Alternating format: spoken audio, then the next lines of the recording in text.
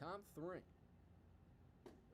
And it is Jordan Rama back up for another at-bat. A count now 3-2. My father and uncle were at Super Bowl III when they beat the Sultans. That one in play, out to left field, and a base hit to lead it off for the Mammoth. Right fielder doesn't bother to move. So Jordan Rama, a lead-off Number 8, single Chase to get things Bonner. going as the Mammoths look to extend their lead. That is currently at 2-1 after the two-run, two-out rally that they put together back in the top of the second. Yeah, it was after they gave up a run where it was 2 hits from the Generals. Lucas Albert with a hit that was able to produce a score. Gilligan got on base with a hit by pitch. They bring him around. And in that top half, it was a couple singles and taking advantage of some hard hit balls in the field that the Generals just could not keep where they wanted it. And the Mammoths have taken the advantage. They pitched a scoreless frame in the bottom half of the second, and they're right back at it in the top of the third like those top teams typically do, putting that pressure back on the Generals.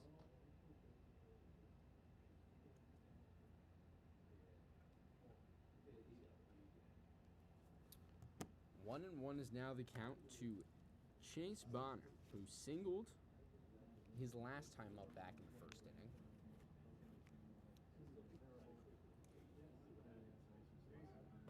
Runner takes off. That one skips off the mound. And so Rob has got himself a stolen base.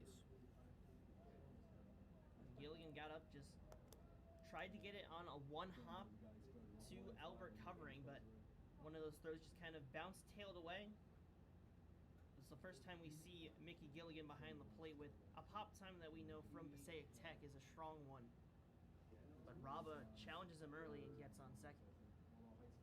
So now it'll be the catcher, Mickey Gilligan, calling timeout, checking with his pitcher.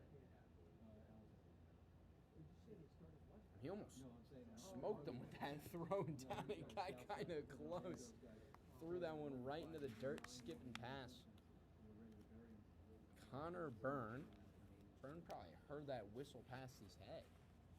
It's Robert dancing around over on second base. Inside move, and doesn't have to throw over, but lollipops one anyways for good measure. The count is 2-1 to Chase Bonner.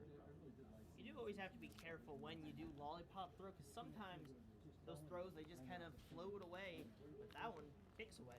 That one gets away, and Jordan Robb will take advantage and head over to third. Really threatening now to further extend this lead as the count goes to 3-1 to Chase Bonner. Let's see if he chooses to swing or not. Traditionally, 3-1 counts you're looking for what is considered to be your pitch, or a perfect pitch as some coaches will describe it. Let's see what Bonner looks to do here. This 3-1. Was thinking about swinging, doesn't. It's called a strike. Just gets it on the inside half under the hands, and really nothing Bonner could do with that one. So good pitch from Byrne, but still 3-2 you have to execute. Fouled off, and so he'll have to execute one more time. As it's Ramba over on third. The leadoff single stole a bag, and then the wild pitch got him over there. No outs. And the three-hitter in this Mammoths lineup is Chase Bonner, with Jack Hughes and his brother Joel Bonner still to come, as that one will find a gap, find a hole in the gap between the third baseman and shortstop. It'll bring home Ramba, and so 2 for 2 on the day goes Chase Bonner, but now with an RBI as the Mammoths extend their lead 3-1 now. And Bonner has been comfortable in this league since he's joined. And he just drills that one on the ground through the 6-hole gap and then gets himself an RBI. So the Mammoths, once again, they score, extend their lead to 2. Now up will step Jack Hughes. He struck out back in the first inning to end the first inning. And he waves at the first pitch he sees, now behind 0-1 at the count. Tried to catch that first pitch, breaking pitch, so hard. He put a big swing into it, but just missed. But, you know, that's especially in a league like this, if you feel like you're going to get a pitch that you like, take a big hack at it. Next one called strike, so the count is now 0-2 to the 4-hitter in Jack Hughes, who I'm not 100% sure, but I'm about 99% sure that he has batted in the 4th spot of every single game this season for the Mammoths. Or at least every game that he has played and batted in as a starter. At least it certainly feels like it. I mean, as we said, we don't know exactly if he has, but it certainly does feel like every single time you get the 1, 2, 3, and then you get up to Jack Hughes.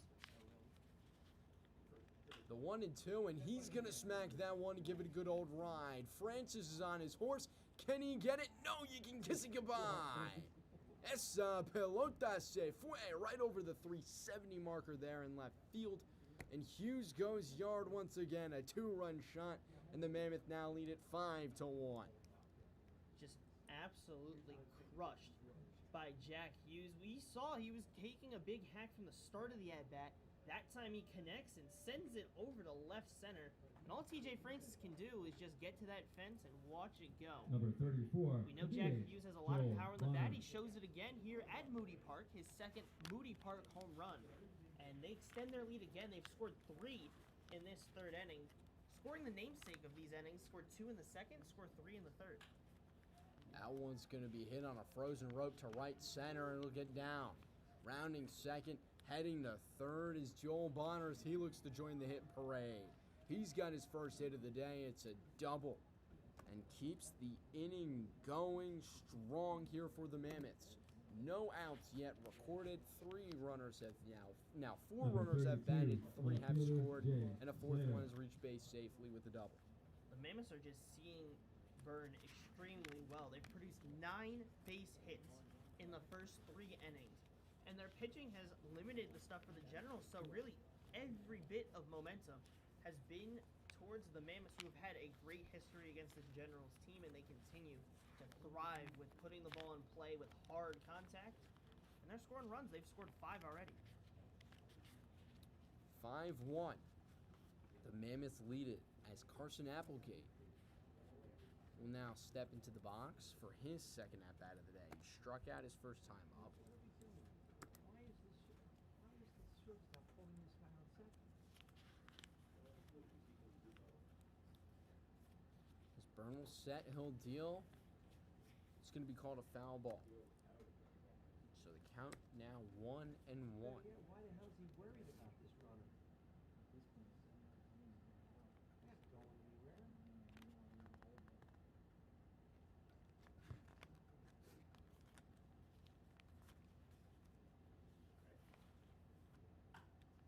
Chopped on the ground over to second. Fielding and getting over to first is Crane. Howland will make the catch. So the first down of the inning is finally recorded, but Joe Bonner will advance an extra 90 feet. And so now with 1 away, it's a runner on 3rd for the Mammoths.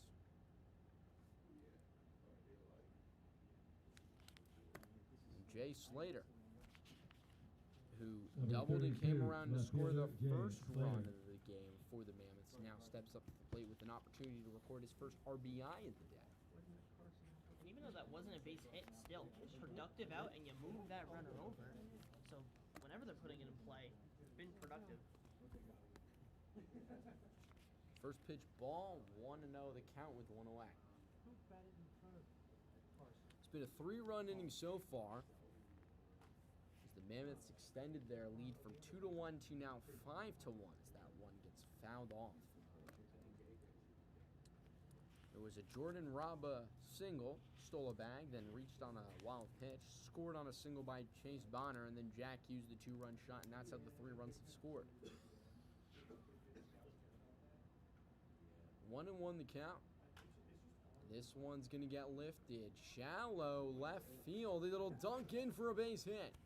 Coming around to score will be Joel Bonner, as Slater's got himself a single and an RBI. And just dropped into that no man's land area. We know a couple of the guys running for it had speed, but none of them able to get to it. Francis just playing that bit too deep, and nobody was able to get to it, and an RBI base hit once again. And they're in double digits now for hits on the game with 10 off the starter of Byrne. This now will step up. Zinichi Steve. He's going to lift this one out into center field. Running in, calling and making the catch will be TJ Francis for the second out, of the inning. That'll bring up Clark now with Number 2 0, away. catcher Adam Yeah, Clark. 10 hits in what is only the third inning. And sorry, Josh, I know you were excited to see 2 runs in the second and 3 runs in the third, as that is now gone. It's now gone. Unfortunate. Had to ruin a good thing. Yeah, it was nice while it lasted. You know, kind of like the U.S.'s tie game for a moment. It was nice while it lasted for the 10, 15 seconds that you got it. You know, same here. I believe it was a minute. I believe that there was a minute between the Tillman goal and the second Belgian goal, as that one's going to be grounded over to second. I believe the time that the U.S. had it tied at 1 was the amount of time that we get to have this conversation for. That will end the inning, but the Mammoths add another 4 and they lead it 6-1 here on Jersey Baseball Nation.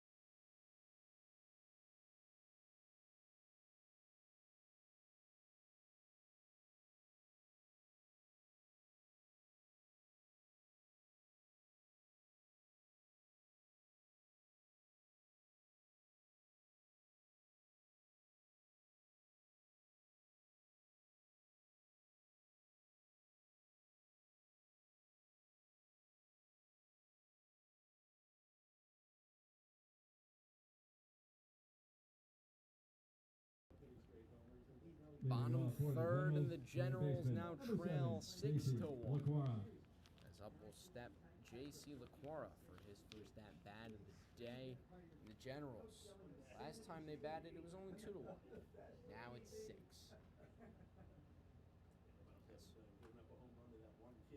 Klena back out there for a third inning of work. First pitch, LaQuara sees foul down the third baseline out of play. And LaQuara is still looking for a home in the portal, just trying to find that place. A veteran in this league, just trying to get this Generals offense started. Only 2 base hits so far, and we've seen in the last few games for this Generals squad a lot of zeros in that run column. 1 and 2 is now the count. Yeah, for the Generals, it's been a game. It's been in spurts that the runs have come in. You get a couple of innings here, a couple of innings there, but not consistent scoring. As LaQuara's down swinging for the first out of the inning. It's just a struggle, and I'm not gonna say like the new guys are gonna make an immediate impact in this game, but the hope for Braden Meskill is that in a game or two, an Inkalingo, a Gilligan can get comfortable and get in a groove. We've seen Slater today for the Mammoths, his first game, he struck out 4 times. Here today, he has 2 base hits. Francis will step into the box, and the first pitch he sees a ball as the lineup card flips over. 2-0 is now the count. Francis, got to speak to him before this game, did a little social media post that'll be uploaded either later tonight or early tomorrow morning, but Francis, what a fun interview that was. A great personality. I mean, we'd heard that he's one of the more sneaky, funny guys on this team. He's a great guy to talk to. And I can't lie, I was kind of surprised to hear football as his pick, as I would have thought he would have gone with track and field with his incredible speed. I would have thought that he would have been a runner, but I guess the wide receiver position So it does include a lot of running and a lot of speed, and a lot of versatility. And we've seen in the outfield what he's able to do. I mean, he's made some diving catches this season. I'm sure you put him on a football field, put him out wide receiver. He's got the speed to get open, and if that throw goes deeper, he's the ability to dive for it. It makes sense. It absolutely does. Now he would have to switch his number. He can't wear number 42 out there. No, wide not as receiver. a wide receiver. Not as a wide receiver. But he did say that this big Odell guy, he'll go down swinging. So I could see him repping 13 or 3. And now that'll bring up Number 18, catcher one of the new Nicky additions Gilligan. who did come around to score already. Was hit by a pitch and scored, so has scored his first ECCBL run. However, hasn't yet recorded his first hit. As good of a bat as you're going to find at the high school level. Led New Jersey in home runs with 13. Had a 639 average his senior year at Passaic Tech. A commit to Rutgers University. Had 48 RBIs, 54 times he came in to score. And just as I said, that will now be his first ECCBL base hit. A single as he stumbles rounding first, but thankfully gets up and will get back safely. And so now that'll bring up Lucas Albert with 2 away and an opportunity to maybe Number get something 1, going in his shortstop, rally Lucas bureau. Albert. Yeah, and last time Gilligan got hit by a pitch. That's how he got on, and then it was Lucas Albert that came through and brought him around to score. Maybe we see just that same thing happen here. But it's good to see that Gilligan already getting comfortable, gets that first base hit out of the way, and now he can just feel in a groove and get comfortable in this league and the game. As Albert lays down a bunt, and another bunt single for Lucas Albert. His specialty, the Lucas Albert special, a little slow dribbler down the third baseline. He's so good at bunting, it's absolutely incredible. What sets him aside? Number Mickey 19, Gilligan, left fielder, an Fernando Incognito. attendee of the MLB Draft Combine in Arizona, and so a high caliber player like that, it's no surprise to see him settling in, getting some base knocks, doing some damage on the base paths. You know, the last 2 guys that had connections to the draft, if you go back to the Kings, me and Charlie got to talk with Noah Danza, who also has attended draft combines, is in the rankings to potentially be drafted, and we're seeing both of them have come in, and they've scored in their first game. Danza came around to score, even though he didn't get a hit, he came around and scored, and then Gilligan here got on base by a hit by pitch, came around to score, and then has a hit here, and it'll be another new guy to try and bring him in Kalingo. Donato Incolingo, and he's got incredible size, 6'3", and a great build to him. Good muscle as well. We saw him in the cage, a lot of pop. So he'll take that as the count runs full, and Kleno struggling to find the zone now after back-to-back singles allowed. He was rolling to start the inning, but now 2 singles and potentially a walk would bring up Crane with the bases loaded. The 3-0 with 2 outs. Called a strike, get me over strike, gets it over, and so 3-1. Kalingo's muscles have come to fruition. I mean, at Penn State Abington as a junior, 17 doubles, 17 home runs, and in the ECCBL last year was the home run champion. Gonna lift this one into right field. Zanichi Steve on his horse. He'll get over there and make the catch, and so crisis is averted. The inning does come to an end. 2 hits later, but no runs allowed. As Kleno is able to work himself in and out of trouble, and the Mammoths still lead it 6-1. We'll return with the top of the 4th here on Jersey Baseball Nation.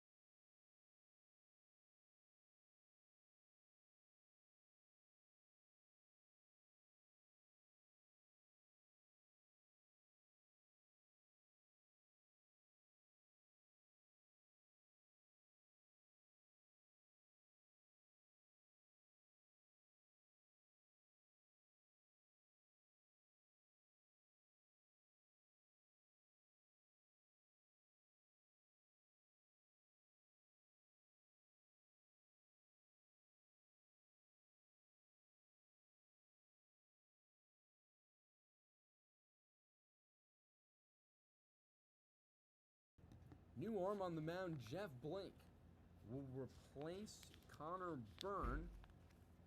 And also substitutions being made by the Mammoths. It's Ray Mulhern stepping up to the plate to take down that as the EH for Will Heyman. So change the pitcher, change the batter. Complete new look. But the lead stays the same. It's 6-1 in favor of the Mercer Mammoths. That's the one thing that does hurt the Generals, and they're going to the guy that they know can take some innings. Byrne only goes 3. So you bring in Blake, he can extend you to that latter half of the game to whoever you want to bring in. We'll see how he does against Mulhern and all the starters on the day. First pitch swinging, hot shot over to second base. It's Crane who makes the play, gets in Howland 4-3 for the first down of the inning. It's a good job from Crane. We've seen him have some struggles rushing in the field, just moving a little bit too fast. But so far today, has really settled himself down and has made every play that's really come to him, except for that one throwing error that he tossed away. But other than that, when the ball is getting to him, he's getting that in the glove smoothly and cleanly.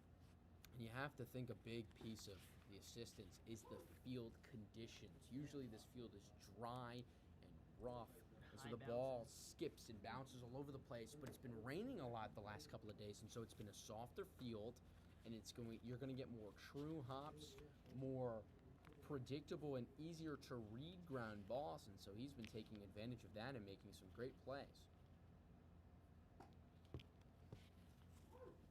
1-2 is now the count. Blake getting ahead of the leadoff man for the Mammoths, Q Williams, with those beautiful pink batting gloves.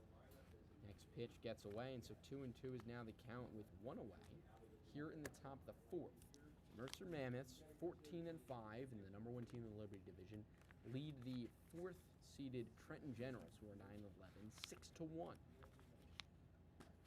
So that one does not clip the outside part of the zone, although Gilligan would have loved to have seen that. Gilligan really thought that it did, but did not. So 3-2, and now this one will get flared out into shallow right field. Just barely actually reaching right, as that ball died a lot more than I thought, making the catch as Crane. So 2 out now in the inning. For the Generals, it's just more of the same story we've seen over the last 4 games. They had that 1-0 win against the Kings where they scored in the first and then didn't score the rest of that game. They lost 1-6 against the Kings in that second of that doubleheader. Got mercy ruled by the Mammoths the last time these two teams played. It was a 5-15 loss, and then lost 0-2 to the Kings as well. Rob a hot shot over to short, making the play. 6-3 is Lucas Albert. And so that will end the inning. 1-2-3. And so now we'll head to the bottom of the 4th with the Generals. An opportunity to cut back to this deficit as the Mammoths still lead it 6-1 here on Jersey Baseball Nation.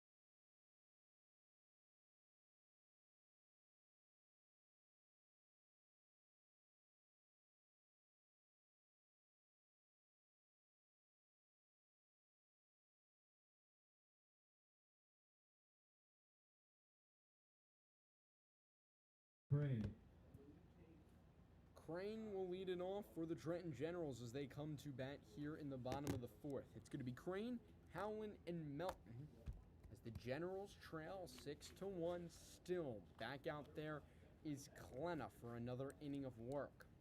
The first pitch he throws fouled off, so a first pitch strike recorded, and he's been throwing so well. Every single batter, first pitch strike. It's no surprise to see him still in this game and still humming with only one run allowed. The one blemish that he gave up back in the first inning, his lone mistake, the hit batter.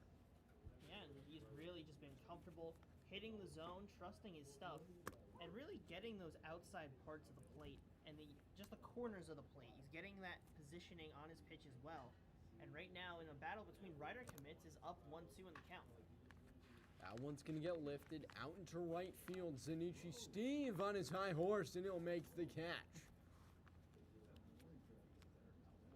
Seemingly out to the warning track there in right field, but an incredible job there by Zunichi Steve to track it down and make the play for the first out of the inning. First baseman, So the winning rider commit there, the starter of Josh Klenna.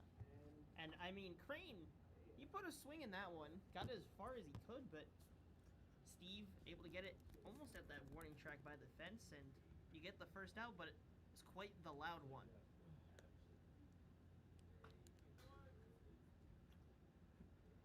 So first pitch fouled off there by Howland. And again, first pitch strike. Just in a groove. And that's why he's dominating, and that's why the Mammoths are winning. They've been able to do damage with their bats, take advantage of errors, but also just simply be able to create opportunities. And then they've had great pitching, which has kind of been the recipe of their success throughout this entire season. It's been sound hitting and good pitching. It hasn't been good enough pitching. It's been good pitching. It's been good quality pitching, getting them length. And they have so many of those across their roster. That one a weird hop, but still fielded clean enough, but the ball will kick away. So reaching base safely is Howland on an error there. And so now the Generals have an opportunity to get a little offense going. Yeah, they just need to get anything. Number 44, But for right the fielder, Generals, Lucas you will Milton. take that result in play. You hit it, you get on base. Doesn't matter if it was an error. You get that runner on, and that's something that this Generals team has needed. But the big problem is, even for the Generals, when they're getting them on base, they have to bring them around to score. And that's what's really been hindering this Generals team in this 3-game losing streak. They need to get back to what they've been doing in that middle stretch where they got hot. Because you only have 10 games left in your season. And the Capitals are right behind you. You have to get it going. Melton, first pitch ball, second pitch ball. He flew out to center field last time up back in the second inning. I mean, it's fine in terms of watching the game. I can walk 2-0 the count with Howland over on first base. I can I'll put things back in. Waves at that one 2-1. The Generals trail 6-1. They took the 1-0 lead back in the bottom of the first, gave up 2 in the top of the second, and then 4 in the top of the third, and that's where we're at right now. As that next pitch clips the outside corner, 2-2.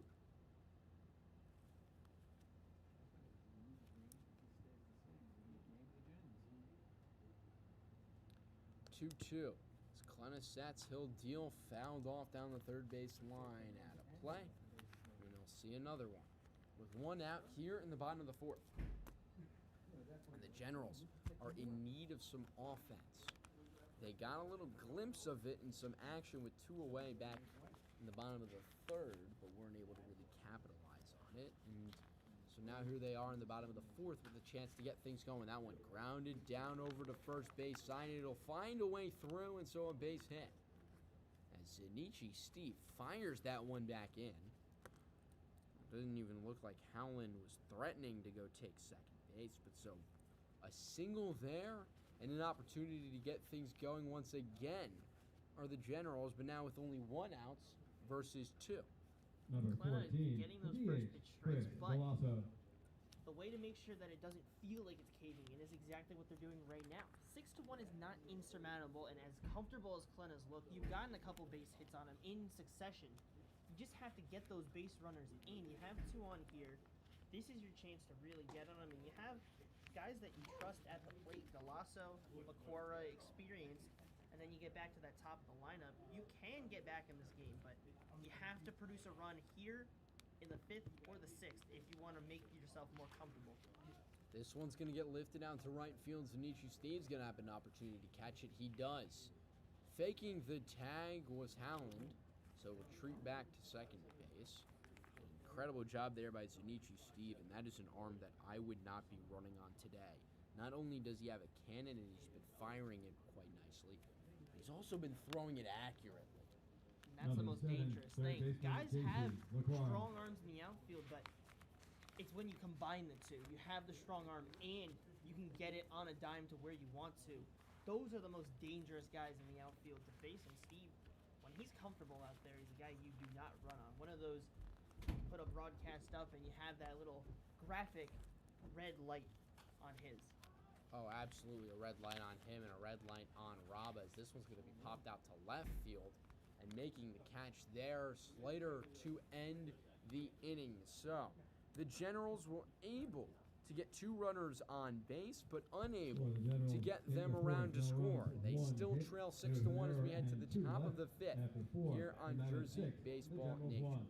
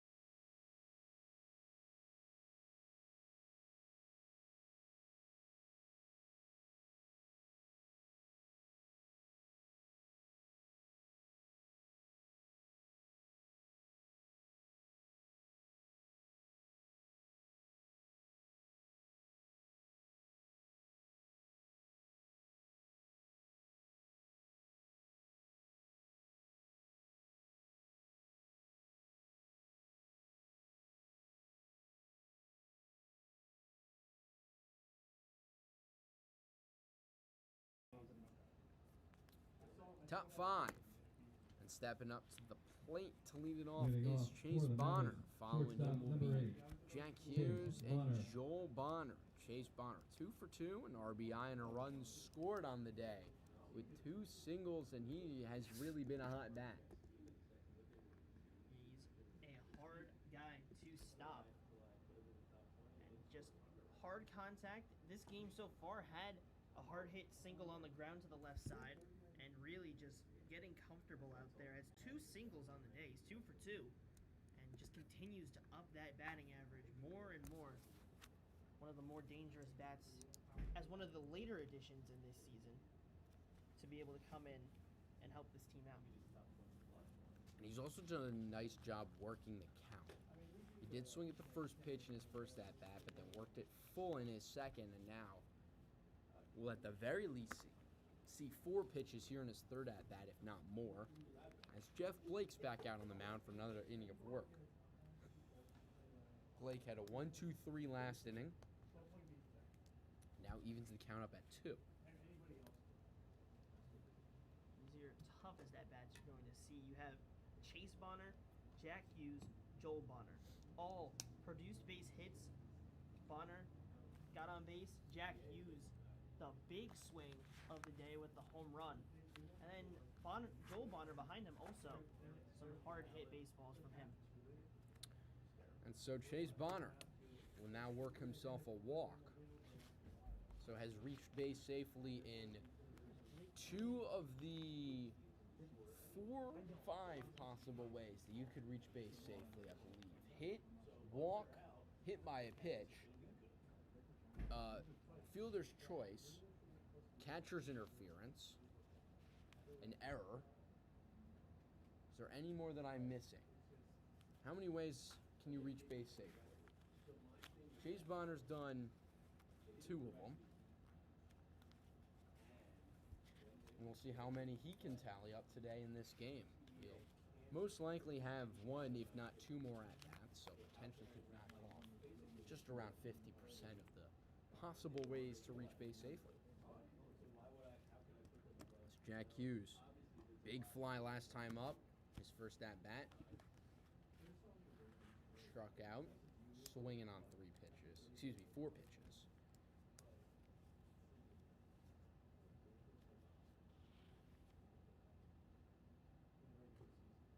Fouls that one off. And stays alive in this at-bat.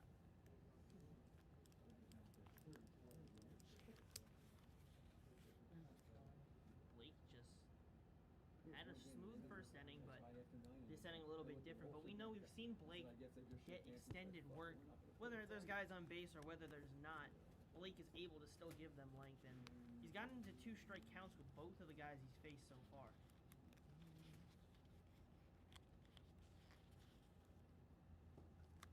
In the dirt. Mike, where's Jeff Blake playing ball? So the count is now 1-2.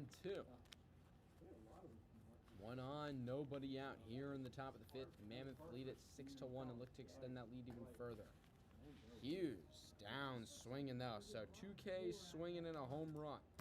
It's either a home run or a strikeout for Hughes today, and that'll bring up Joel Bonner, who's 1 for 2 with a double. One of those true outcome hitters where, at least on this day, strikeout or homer, really it's a coin flip on what you're going to get today.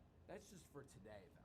That is today. Let's Across this season, he's not really been just a true outcome guy, but let's finding every way to get around. Let's make sure that we do give credit to Hughes where credit is due. He's batting .357. He's struck out 14 times. However, he has 17 RBIs now on the season. And so let's make sure we do give credit where credit is due for his ability to reach base safely in 46.5%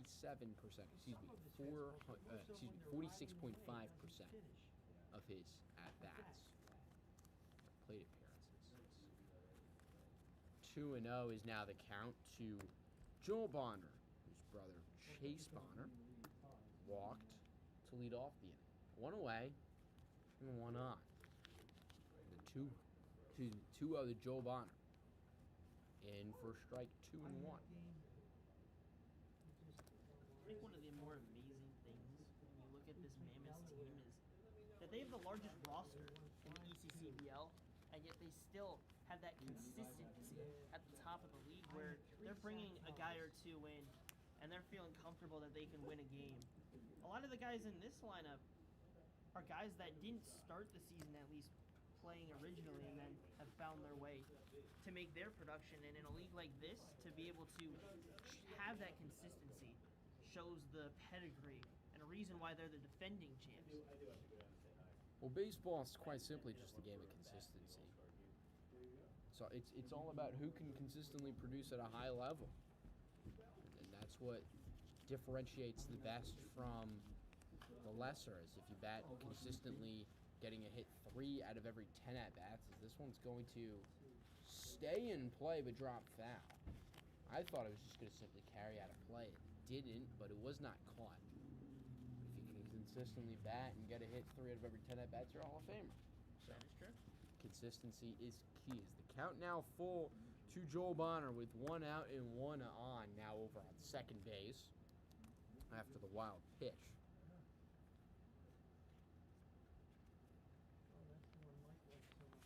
3-2. Blake will come set and deal the payoff pitch.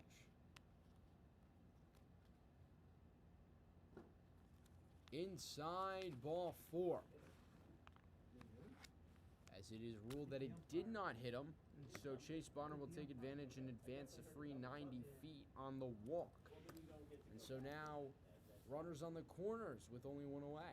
Number 33, third baseman Carson Applegate. And a chance for Carson Applegate to record an RBI.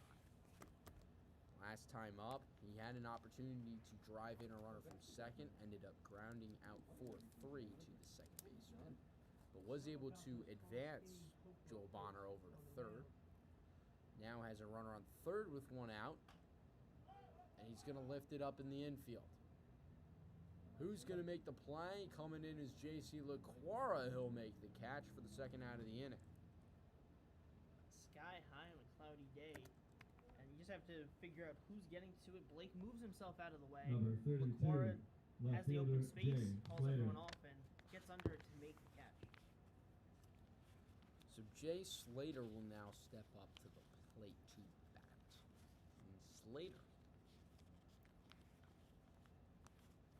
on the day, reached base safely in both of his at-bats. Reached on an error, scored a run, and then singled and recorded an RBI.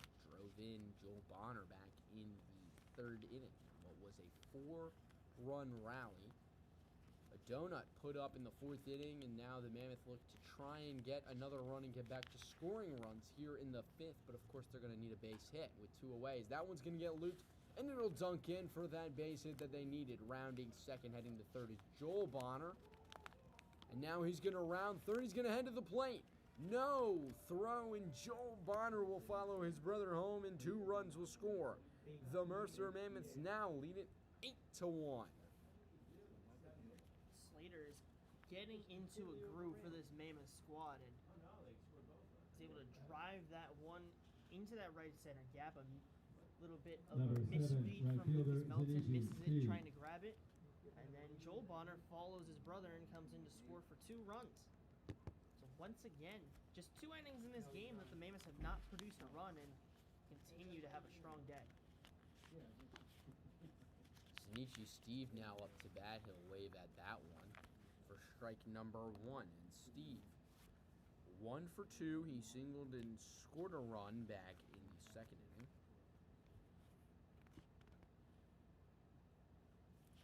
And then flew out to the center fielder in the third inning. It's that one. In the dirt, 1-1 the count to Zinichi Steve.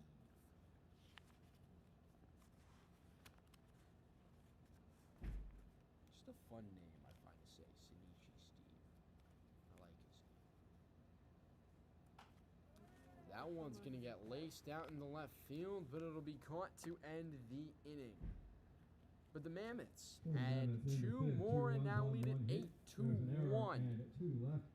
As the Generals will come up to bat and look to now succumb an even larger deficit when we return in the bottom of the 5th here on Jersey Baseball Nation.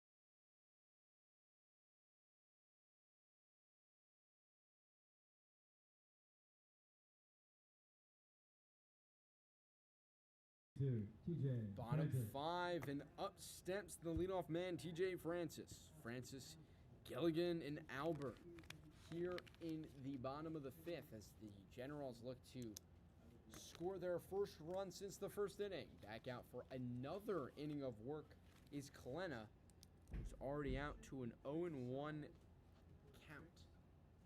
It's again the story of this game that we've talked about with Klenna and what good pitchers do in a good outing is you get that first pitch strike. And it puts the pressure on the Generals, and then you add the fact that you've scored 8 runs as a team, you really make those walls get thinner, thinner, and thinner, where every single at-bat, every single pitch feels like a challenge. Francis hits this one pretty well, but just not enough off the end of the bat a little bit, and so it'll fly out to left center field, and Ray Mulhern making the catch to record the first out of the inning. But Francis got a pretty good piece of that one. If it was a little bit of a hotter Number day, I think he 18, could have gone, catcher but just Mickey not today on Gilligan. this chilly evening here in Moody Park. And it feels like Francis's luck here at Moody Park has been just that, where he hits the ball so hard and drives it into those gaps, but they always end up in situations where the ball floats up just enough for the fielders to get to it. But we've seen throughout, Francis has obviously the speed that we talked about before, but the power as well. Just unfortunately, it's not falling as much as he wants, but something that all of these coaches and players here see. Over the shortstop, yeah. 0-2 now. Gilligan down in the count. He hit by a pitch, scored a run, singled, and was stranded on second base. So 1 for 1, reached base safely in, well, 2 of his plate appearances. But now it becomes 2 out of 3 as he strikes out swinging, and Klenna Number 1, 2 shortstop, outs. Lucas And Albert. looking for a third and making this inning mighty quick.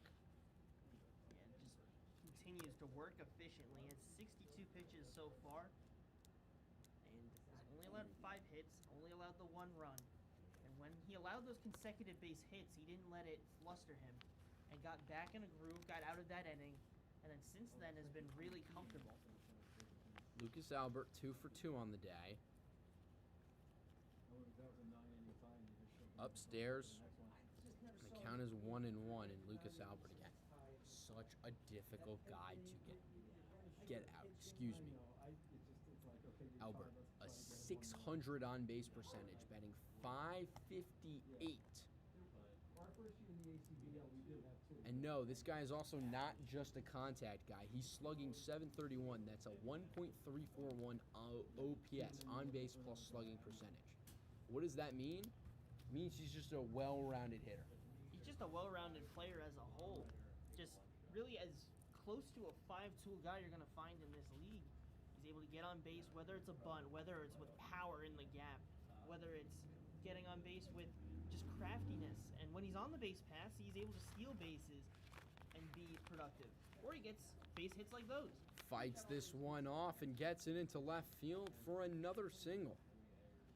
Another base knock there for Lucas Albert as he continues to roll, improving his batting average, improving his on-base percentage, and his slugging, and his OPS, Number and 19, recording left his fielder, Donato Nicolingo. 32nd hit of the season. Yeah,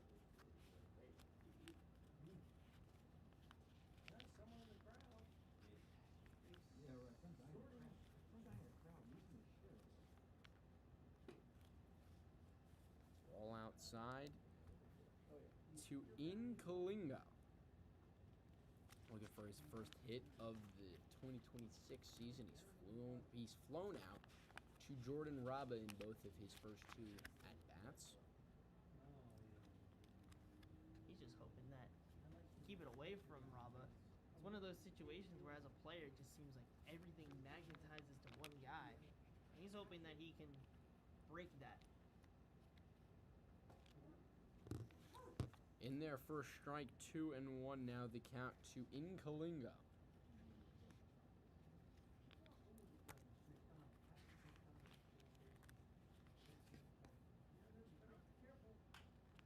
Chopped over to short. Chase Bonner gets over there, fires across his body to first, and Hughes picks and gets the tag in time to end the inning. So an intriguing play and a hairy one, but the Mammoths are able to make it and get out of the inning, and so we'll head to the top of the 6th, where the Mammoths continue to hold their 8-1 lead here on Jersey Baseball Nation.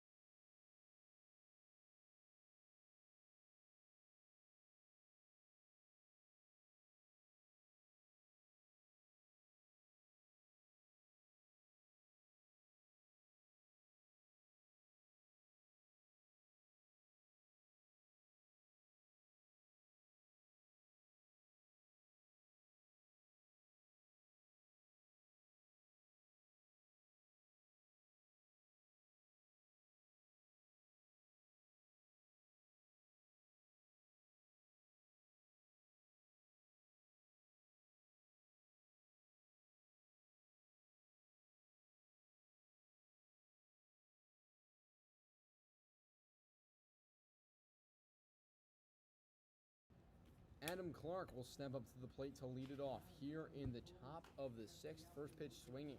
Slow roller down the third base line. Waiting for it, waiting for it, waiting for it. It will not roll foul. J.C. LaQuara was willing and praying that that ball did, but it did not go foul out of play. And so a single there for Clark to lead off the top of the 6th. I'm going to be Number 1, a bit Ian honest here. I feel like Mulhern. Lamar should have attacked that one. You can kind of read it off that field and roll. It's as smooth as this field's ever going to be. And that one was just trailing its way towards in play. I feel like if you attack that, you at least get a chance to get Clark at first. And so a leadoff runner on base. And Clark, dancing around a little bit, will jog his way back. He had a substantial lead there. He's just tapping his toes forward just slightly, and eventually the fielders communicated that to the reliever of Blake. First pitch. Buzz the tower a little bit. Count 1-0. Clark over on first. Nobody out here in the top of the 6th. It is the Mercer Mammoths who lead the Trenton Generals 8-1. Just a quick check. Over on Clark at first. He's in there safely.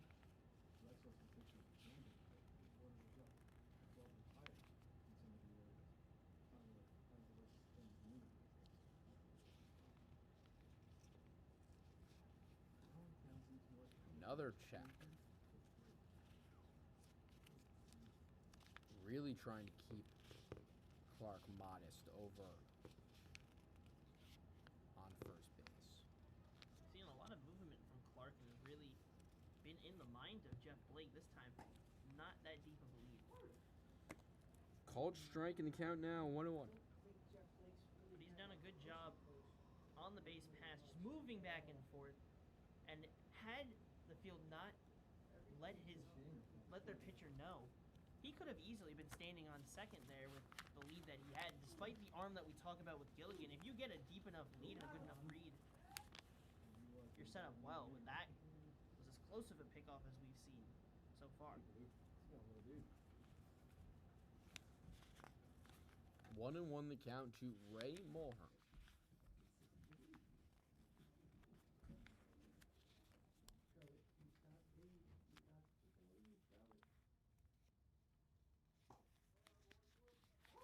Called strike in the count now 1-2 to the 10th and final batter in this Mercer Mammoths lineup before it flips back over to the top. Now I throw over. He's expecting off speed, and so he's going to steal here. Don't wait too long, he's going to go. This one's going to get hit hard to Crane, who's going to keep it in front of him. He'll throw over to first in time for an out in the first out of the inning, as Clark will advance 90 feet over to second base. That was hit extremely hard on the ground, and by the time Crane could get it, it Number was 3, second stuffed baseman, into towards his body, Williams. and it was hard for him to get that transition to try and get the speedy runner of Clark, who will get to second, but a good job to make sure he's getting a good throw down to first, and he gets the first out of the frame.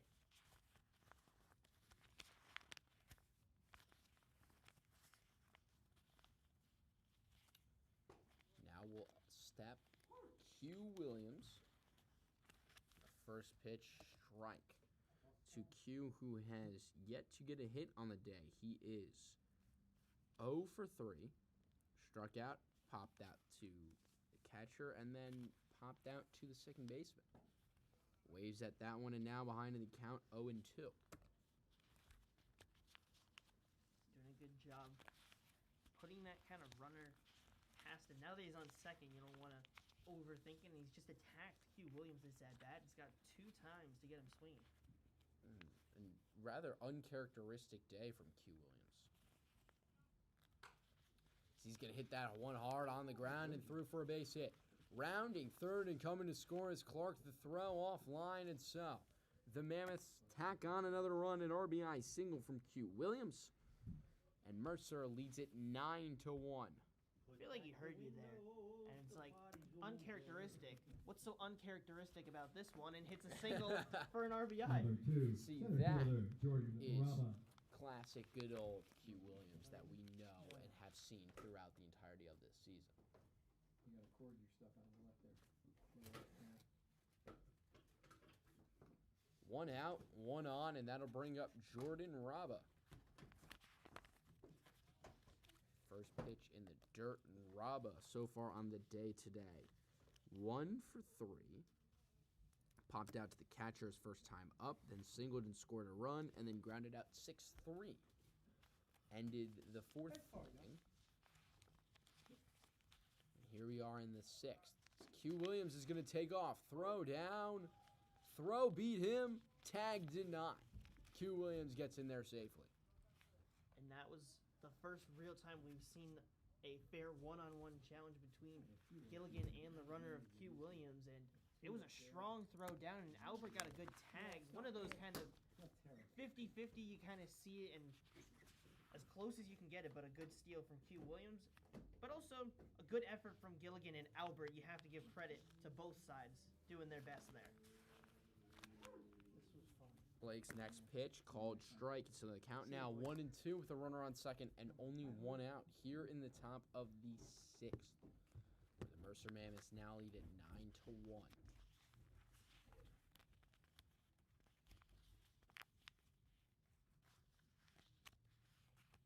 Blake will come set and he'll deal. Inside almost gets Raba, but he's able to jump out of the way, and the count now 2-2 as we take a peek down into the Mammoths bullpen and we see an arm warming. The 330 sign blocking the number of exactly who it is, but it looks to be a left-handed pitcher. That one low, and the count runs full 3-2. Gilligan did his best to focus on that pitch, try and bring it back up into the zone, but not able to. Full count to Jordan Raba with the red-hot Chase Bonner on deck. This is an out that you seemingly have to record if you're Blake. And he does not. Ball 4. And so Raba works a walk, and up will step Chase Bonner, who is 2 for 2 with the walk, 2 singles, 2 Number runs 8, scored, and an shortstop RBI. Chase Bonner. And this is where it gets dangerous situations. You have 2 guys on, and the 2 guys up next. Chase Bonner in the box, Jack Hughes right behind him. And it's a 9-1 game, 2 runs, and this is mercy rule territory. So you have to be careful if you're the Generals. First pitch, breaking ball in there, strike 1. To keep yourself alive, that's what you have to do if you're Jeff Blake. It may not feel the greatest situation. You're down 9-1, but you have to just keep trying to attack early in these counts and force the at-bat to be in your favor. Another curveball in there for strike swinging. 0-2 now. Blake ahead of Chase Bonner with 1 out, 2 on, and the Mercer Mammoths leading at 9-1 here in the top of the 6th. I'm Max Raymond alongside Joshua Uhas. We're so happy you could join us for this battle between the Trenton Generals and the Mercer Mammoths. And the Mercer Mammoths have been in control of this one ever since the top of the 2nd, where they took a 2-1 lead. That one in the dirt, and the count now 1-2 to the 3-hitter in this Mammoths lineup that does bat 10. Bonner, Hughes, and Bonner, the next 3 guys in the lineup. At least one of them, and Chase Bonner will bat, potentially 2 in Hughes. It's Q Williams once again, fake steal, and Chase Bonner goes down looking. He did not agree, but it did not matter. He's down on Number 3 strikes, and so first that'll now baseman bring up Jack Hughes. Jack Hughes. 1 for 3, 2 Ks, and the long fly. That's a day that you will take, and especially in a day where your pitching has limited the other side to just 1 run so far. He produced 3 on his own when he sent that one over the left center wall. 2 outs, 2 on. The first pitch fouled off. 0-1 the count.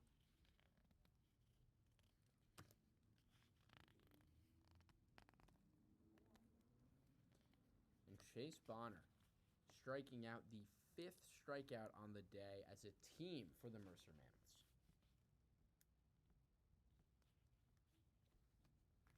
It's the 0-1 to Jack Hughes. Called strike 0-2.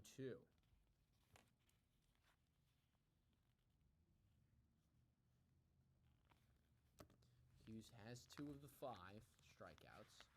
Could this be 3 of 6? The 0-2 with 2 away.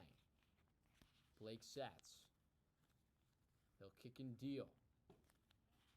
Low. 1-2 now the count. It's a tough take from Hughes. It's not too far off, and one definitely in the back of his mind, but a good take there, a good strong one. And it'll remain in a 2-strike count, but you get that first ball. Blake will set. He'll deal. The 1-2. Swung on him. Missed strike 3. Got him swinging again. So Jack Hughes down on strikes, but the Mercer Mammoths get one more. They lead it 9-1 when we return in the bottom of the 6th here on Jersey Baseball Nation. There are no errors.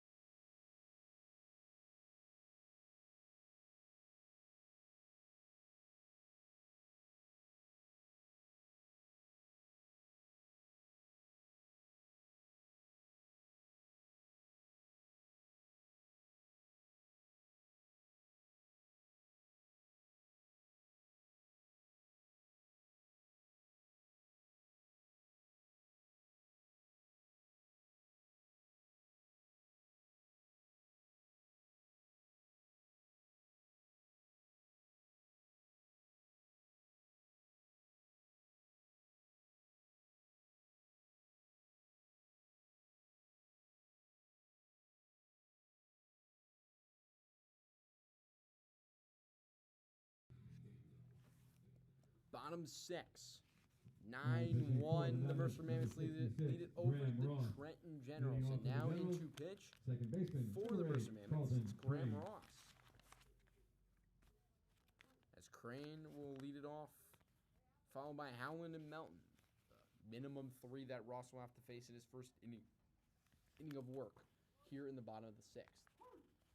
They'll get the lefty in to face a pair of lefties. Crane to start, Melton behind him, and they're hoping that he can have a smooth outing. And he's done exactly what Glenn has done throughout this day. Gets a first pitch strike.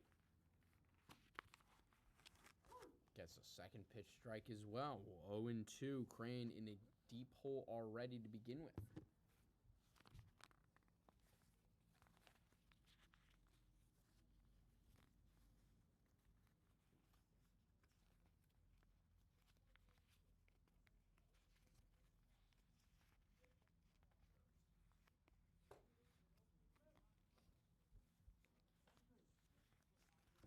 Pitch a ball, so the count now 1-2. The ever obvious 0-2 ball pitch. Every pitcher in this league has thrown it.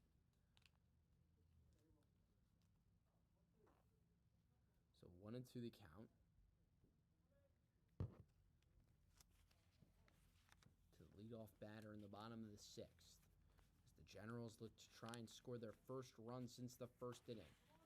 Fouled off down the third baseline out of play. And Ross comes in for the starter of Josh Kalena, who went 5 innings on 71 pitches, allowed just 5 hits and 1 run. 3 strikeouts, did hit 1 batter, but exactly the outing you wanted, and you pair it with that offensive outburst that the Mammoths have put together. It's a really productive day for the Liberty Division leading Mammoths.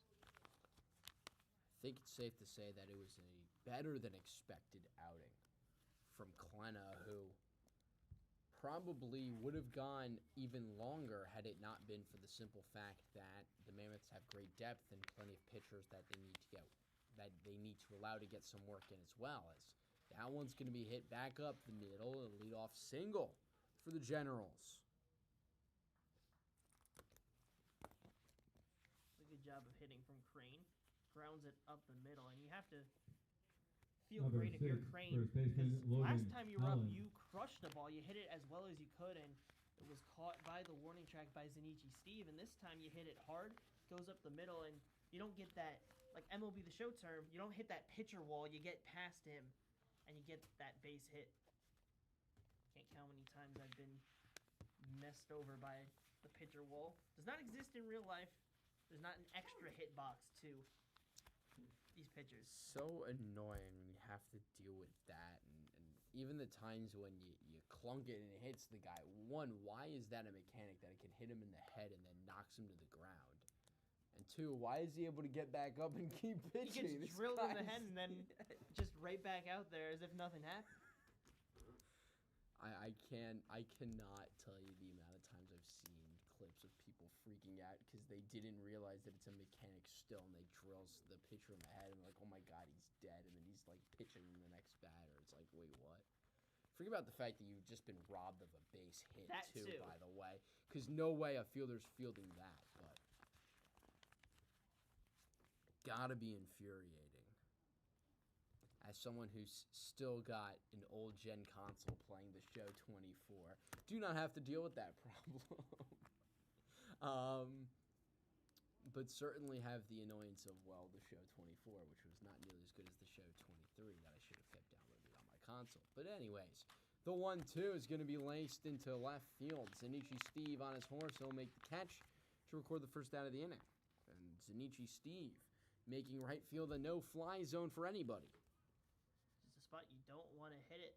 That one on a line, but softer than the last time that Steve had to make a move for a ball, and you get that first out. Right fielder, And now Lucas you have a Milton. favorable matchup if you're the Mammoths. You get a lefty-lefty spot to try and attack Lucas Milton, but we know that he can put up a big swing, whether it's a righty or a lefty. Has hit some big flies here at Moody Park this season. Got him. Taken off after the pickoff, and yet somehow finding a way to get in safely. Once again, it's a situation where Crane knew that he was kind of outgunned there. He got picked off. The throw down, he makes that conviction to go to second. But then, once again, it's late. It's when he's in those slides and he's getting closer to the base, he makes different moves to get himself in. And we've seen him do a swim move at second and there, just makes sure that he extends out and gives him a chance, and is able to steal a base where it seemed like an easy pickoff for the lefty. So Melton, first pitch he sees a ball. A 1-0 count to him.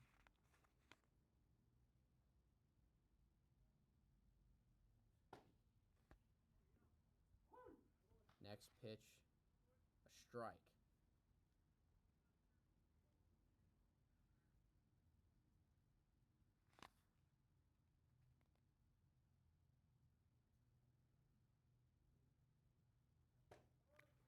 Swung on and missed, and the count now 1-2. As Graham Ross gets into a bit of trouble with the leadoff single, but now slowly working his way out of it. He's ahead 1-2 with 1 out. 1 runner on at second. It's Crane.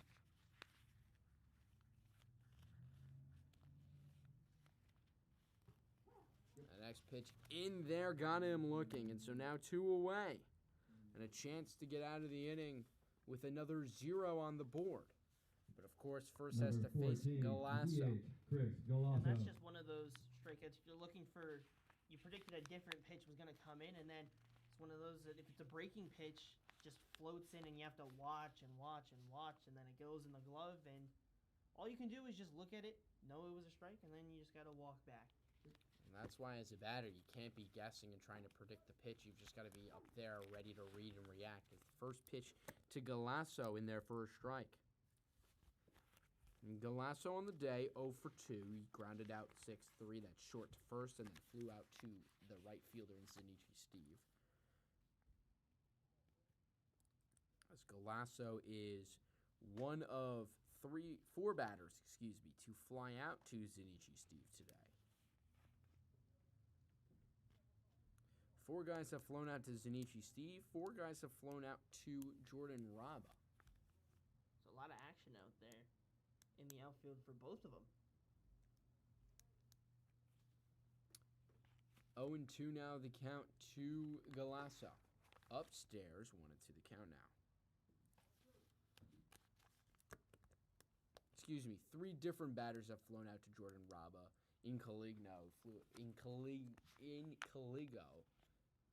Kalingo, sorry that I'm butchering that name.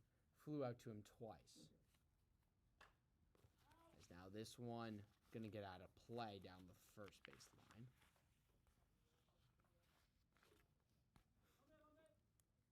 The struggles of poor handwriting. You can't even read it, and then you feel like you're missing vowels or you're missing letters. Yeah, I am unfortunately not a very good writer. My handwriting's not the greatest. So sometimes even when I'm looking back... You know the struggles of trying to read your own handwriting, and then you end up butchering someone's name. As swung on and miss. Galasso waves at that one. And so back-to-back Ks for Graham Ross to end the inning. We'll head to the top of the 7th, where the Mercer Mammoths still lead it 9-1 here on Jersey Baseball Nation.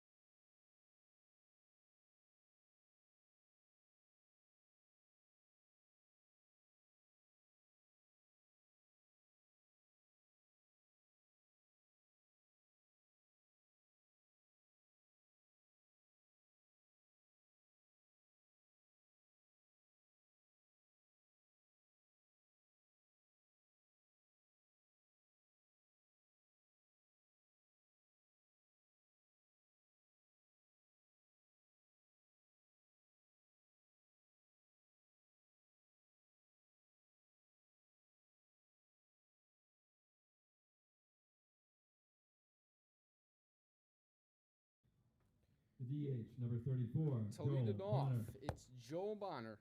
Joel Bonner, Carson Applegate, and Jay Slater. As the Mammoths look to get their offense back rolling, it was back-to-back Ks of Chase Bonner and Jack Hughes to end the 6th, and now here we are in the 7th with a 9-1 Mammoths lead, and Joel Bonner up at the plate, ahead in the count 1-0, and Bonner 1 for 2 on the day. He's doubled, he's grounded out, and he's walked and scored 2 runs as well. He's ahead in the count 2-0. You look at Jeff Blake's outing so far, it's a lot of threes. 3 innings pitched, 3 hits, 3 runs, 3 of those earned runs, 3 walks, 3 Ks.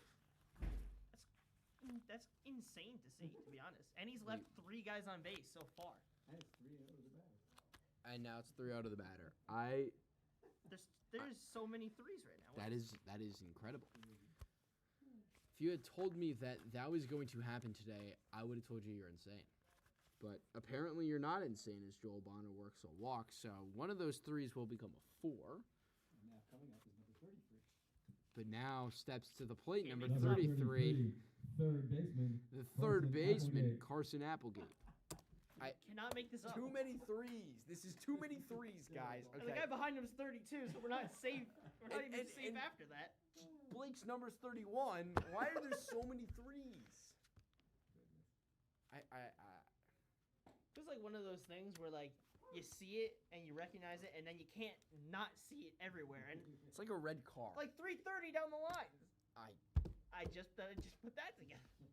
and 370 in the gaps. Everything's a 3. It's just you know what, folks? You know what? Wait, hold on. There's 3 of us in the booth. That's right. If you've got a problem right now and you need a number, the number's 3. Your lucky number is 3. Your lucky number right now is 3. It's like the fortune cookies will have your lucky numbers. It's not gonna have any of the other ones. It's just gonna be 3. It's gonna be and 33. That's it. All you get. It's all you get. This is baffling. This is baffling stuff. It's a 1-1 count. Inside 2-1. As that was the third pitch of the at bat. And that was one of those that were close, and they appeal. Appealing. And so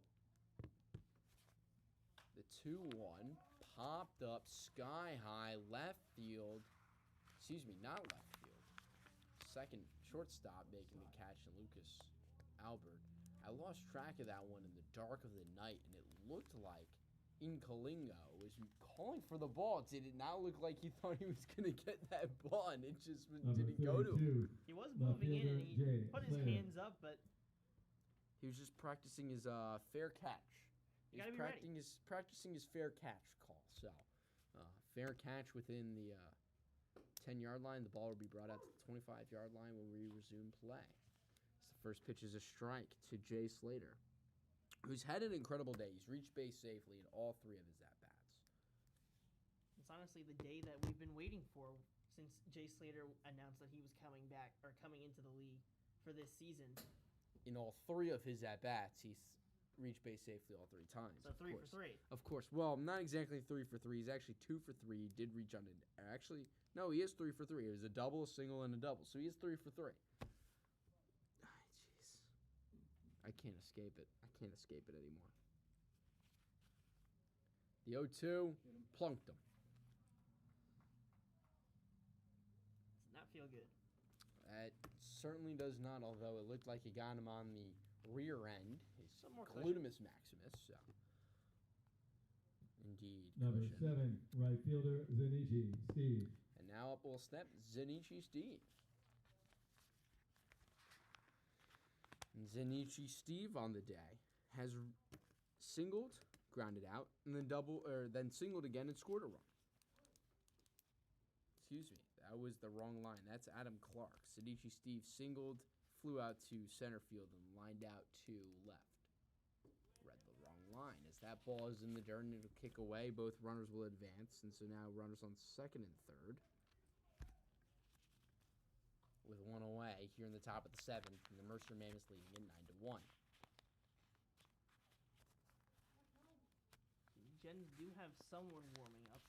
It's Alex Riling, the submariner out there, getting his work, and we'll see a mound visit from Coach Conover to talk with the reliever of Jeff Blake, who has been one of those guys for this Generals team that we talk about so much. When the first 3 innings, say someone gets a short start, it's Jeff Blake to come in there and cover a bunch of innings. So he's always done his job. He's known his role extremely well.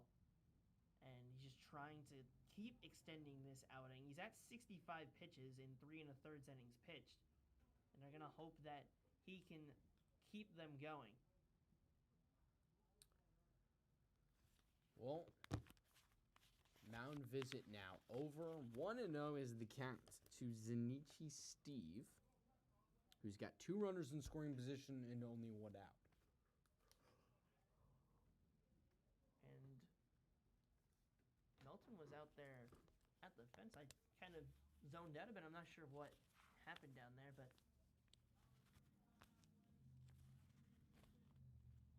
we'll get set again, I guess.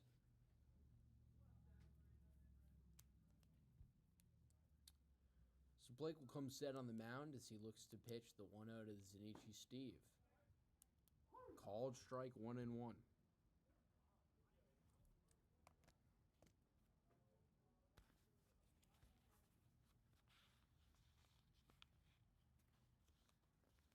The 1-1 from Blake to Steve. Called a strike as it just barely clips the bottom of the zone. 1-2 now as Steve will seemingly have to get the bat off of his shoulder.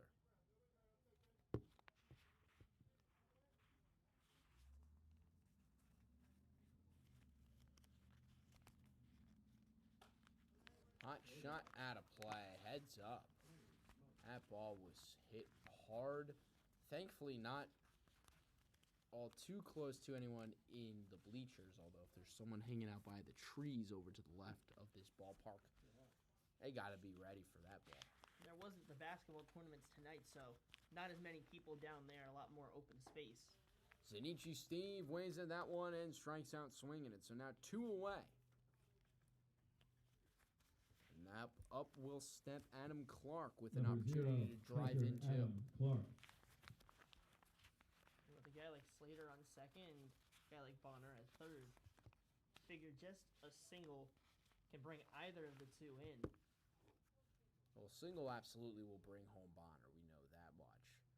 Can it be in a spot, though, to drive home Slater? That remains to be seen. Hot shot. Fielded by Lucas Albert. He throws to first in time, and Jeff Blake escapes the jam. So 6-3 ends the inning as the Mammoths strand 2 will head to the bottom of the 7th here on Jersey Baseball Nation. For the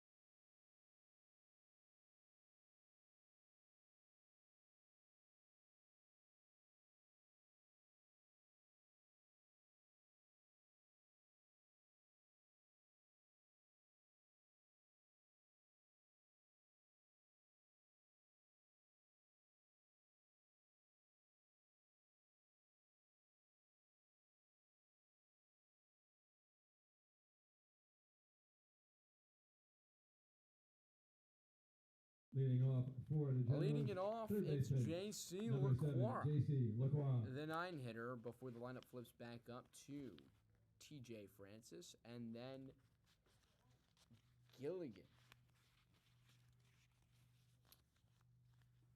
So bottom 7 and a 9-1 Mammoths lead. It's Graham Ross back out there for another inning of work and first pitch strike. So we did get to speak to Giovanni Hallahan before this one, and he did not get to pitch last week. Was hoping to get in today, but of course, typically a guy that gets in a save opportunity, which, unless drastic things happen, which absolutely still could, you think we're going to be able to get to see Giovanni Hallahan today? Number 42, center I'm not fielder, sure. TJ I get a Francis. feeling he might get a little bit disappointed here today. It's been tracking where, not really the game where Hallahan's usually coming in, but I mean, maybe they still bring him in anyways, get him some reps to start this week.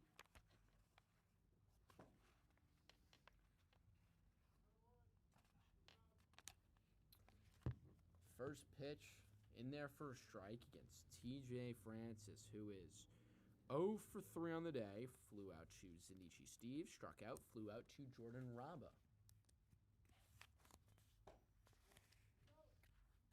Does not go on that one, so the count now 1-1 to Francis.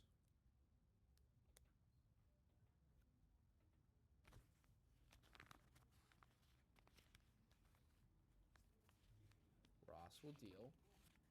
Inside, almost got him, but did not. So the count now 2-1.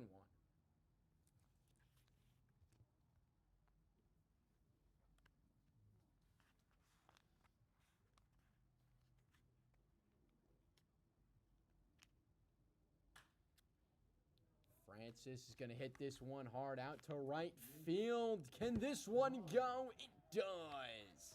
T.J. Francis. Esa pelota se fue. 2-run shot finally gets the ball to go his way. 9-3 now. The Generals still in trail. And that one was crushed, and Francis finally, Moody Park plays to his favor and helps him out this time. Gets it off the top of the scoreboard. Got to feel great for T.J. Francis to get that big fly. To get 2 runs here. Number 18, So just like catcher, that, Mickey Gilligan. a big-time 3 as the Generals cut down the lead. But now only a 6-run deficit. You never know. You never know. Nobody out. And so a brand new inning for Graham Ross. As he faces Mickey Gilligan, then Albert, and then Incalingo.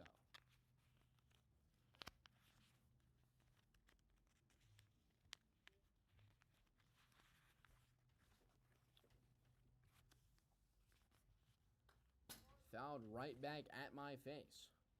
Count 1-1. I think there's the fence and window there. I blinked the second that ball was hit. I knew that was coming right back at me. And quite frankly, if there wasn't a fence, a window, and a computer blocking me, I probably would have had my hand up ready to catch that one. As this one's going to get lifted out into left center on his horses. Jordan Raba gets there in plenty of time to make the catch for the first out of the inning. They're hitting it hard off of Ross this inning so far. Francis with the home run. Gilligan hard liner in that left center Number gap. 1, And shortstop, here's a guy stepping Lucas up to the plate Albert. that we know can put the ball in play hard for a base hit. And then the guy behind him we know has a lot of muscle and power. So if they're going to put these good swings on Ross, it's got to feel a little bit encouraging. And, you know, I'm saying we might not see Hallahan. You know, maybe we might, depending on how this trends.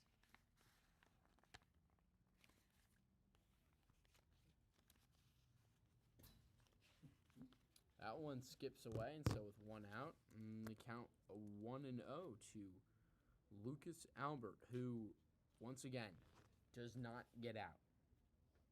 He doesn't strike out, and that's the biggest thing for him is that you have to attack him because he's such a smart hitter at the plate.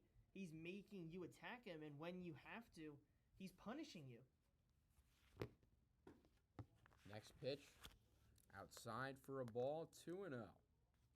Albert, single, and a single. What do you think's gonna happen here? My guess, I think he's gonna work a walk. I'm thinking that he is going to put it in play, and he's going to. Still trying to think of where I think maybe he might put it, but I think maybe on that right side. I think a hard. You thinking a single? Hard grounder on the right side. I'm not sure. I'm not gonna say if it's gonna be a single or. Nah, you gotta say, is he gonna get a hit or is he gonna get out? I think he's I'm gonna gonna walk. say it's gonna be a grounder to Q Williams, ground out for the second out. 3-1 the count. I mean, it's a hitter's count. 3-1 the count. Here we go. Drop one down to third baseline, you get another hit. PA announcer Jeff thinking that he should bunt here. Lucas Albert. He's already done it today. He's done it today. He's incredibly good at bunting. He does not square around. And he takes what he thought was ball 4, but was called strike. So 3-2 the count. You know, he tossed the bat, but gotta take that right back. You gotta let the ump make the call. Can't try to make the call for him. 3-2 now the count. 1 out, nobody on. 9-3 the Mammoths lead it. Ross will kick and deal, and this one will get lifted down the third baseline. Will it stay in fair territory? It will land foul. So we'll do it again.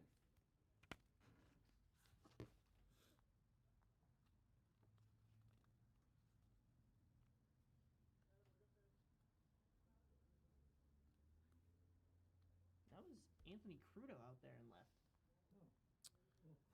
Oh. Not. So now Anthony Crudo's in left. So that's now the third left fielder that they've put out there. Started the game with Slater, who stayed in the lineup. Then Ray Mulhern took over. Now Crudo is out in left. Trying to see. Does that seem like It also Robin center? It looks yeah, like Mulhern's in I just center. realized it looks like Ray Mulhern's in center. So it wasn't even Rabba who made that play earlier. And Robin's at third. Rabba's at third. God's sakes, why don't they even tell us? As we were not informed of these defensive changes, but a great job there Number by 19, Josh left to fielder Donato Ingalingo. figure that out as Ray Mulhern works a walk. How about that? So it seems like Applegate's been swapped out for. Crudo probably Crudo probably came in for him, and they moved everyone around. As the first pitch to Ingalingo is a ball, and you know what? I'm saying it right now. He is due for a base hit. He's 0 for 3 on the day. He flew out to Rabba, and then grounded out 6-3. That's Chase Bonner over to Jack Hughes at first. I think he gets his first hit of the 2026 season right here.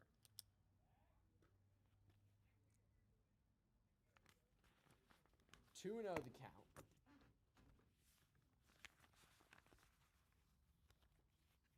To Ingalingo. Excuse me.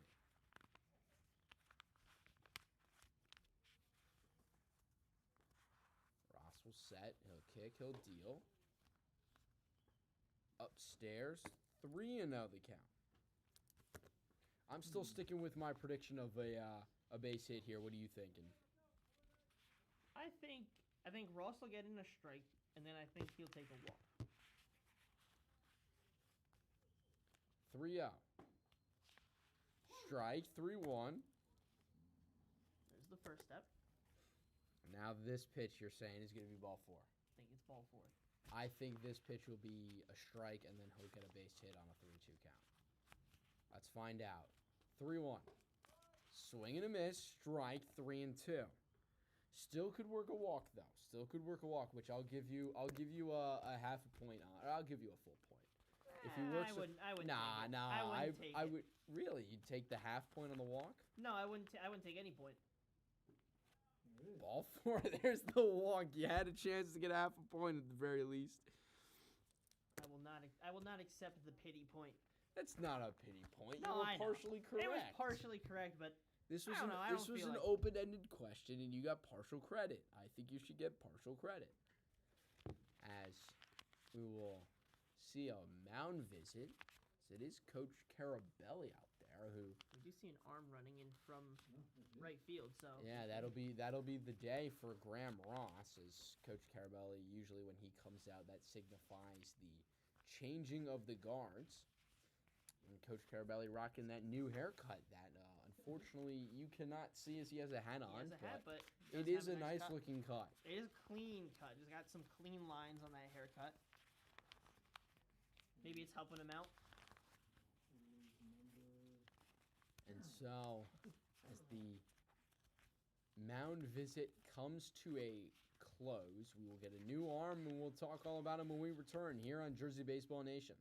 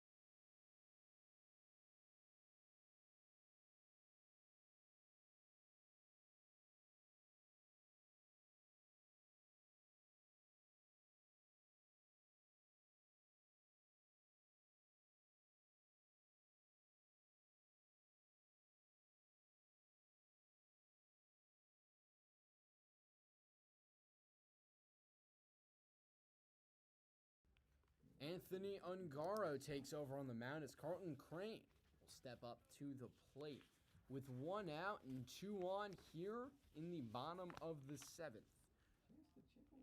2 runs already in, and the Generals have a chance to chip away a couple of more here in the 7th inning. It wasn't the exact day that Coach Carabelli was hoping from Graham Ross. Only goes an inning and a third. Allows 3 hits, 2 runs, both of those earned, 2 walks, and 2 Ks. And Ross, usually a sound pitcher that the Mammoths coaching staff loves to go to, but you know, everyone has their good days and their bad days, and for Ross, it was just a little bit of an off day for him, but Ungaro looks to come in and clean up the dirty work with 1 out, and now a 1-1 count as he faces Carlton Crane. And there for a strike, and the count now 1-2 to Crane. Gets that favorable position on that outside half, and would not be surprised if Ungaro goes back at it again. The 1-2. Fouled off, and so we'll do it again. Just keeps that bat back as much as he can to try and slow the bat down, get contact, and keeps the at-bat alive. So all you can do as a hitter, once you start the motion, just try and slow it down, and he does his job there. Ball on the count now, 2-2. To Carlton Crane. The 5-hitter in this Generals lineup that bats 9. The DH and EH. An option here in the ECCBL. That one chopped on the ground over to first. Hughes will flip to Ungaro, who wins the foot race over to first for the 2nd out of the inning. Just a good piece of fielding there. Smart. Hughes gets the play. He tosses it over to his pitcher, who gets over in time to cover. But you do get those runners on 2nd and 3rd. And now you're in a position where just one swing and we'll see. It will not be Logan Helen to go out there. It'll be Chase for the Guerra. Generals, number 27, Chase Garrow.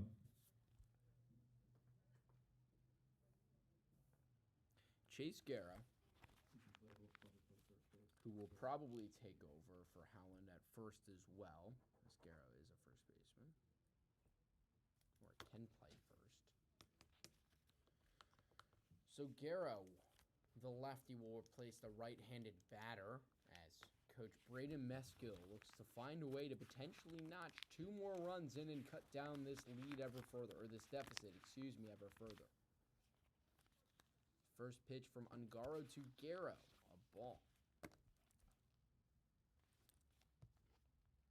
It's a bit of a tongue twister. Ungaro, Chase Garrow. Ungaro to very Garrow, similar sounds. Ungaro to Garrow. The second pitch from Ungaro to Garrow.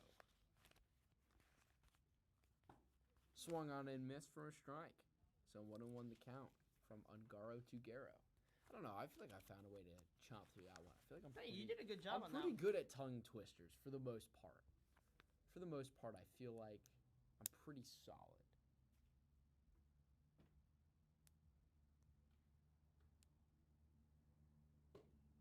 Swung on and missed, 1-2. If you ask me what Peter Piper picked, it's probably a big jumble of sounds together because I'm not as good with those kind of jumble. Peter Piper picked a peck of pickled peppers. And that he did. That he did. That's what I can add. That he did. That he did. Peter Piper picked a peck of pickled peppers. There it is. I got through it. That one's going to be down the third base line out of play. Followed by the question, how many pickled peppers did Peter Piper pick? How many pickled peppers did Peter Piper pick, Jeff? That's the age-old question. That's one of the many Next to how much timeless wood could a questions. woodchuck chuck? If a woodchuck could chuck wood, absolutely. Woodchucks do chuck wood. How much wood did a woodchuck? Not exactly sure. Have You need to to get check a out. scientist on it. Have to check out National Geographic to find out that answer tonight at 10 o'clock or whenever this game ends. An hour after conclusion of this ball game. Moving at a nice pace. The 1-2 from Ungaro to Garrow. A 2 away here in the bottom of the 7th. 2 out, 2 on. And Ungaro will deal, popped up, and it will go foul for the 3rd consecutive foul ball as Braden Meskill. Little box out. Cracking some jokes with Jordan Robb. Having some fun. I feel like we take a look at this field, and you want to know the one man who's having the most fun out of anyone. It's Braden Meskill. I firmly believe, whether he's cracking jokes or he's going out there warming up the pitcher and then taking a throw down to second base because he wants to. I mean, it looks like he's always having fun out here at Moody Park. 1-2 and still 2 away. And Garo will deal. Inside for a ball. I thought for a moment it hit Garrow. It did not. And so the count now 2-2, and finally a change in this count. That it stayed the same for 4 consecutive pitches.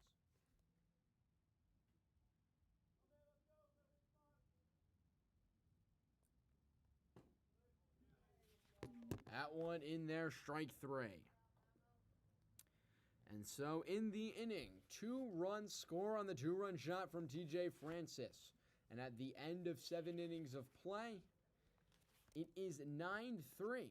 The Mercer Mammoths lead the Trenton Generals when we return here on Jersey Baseball Nation.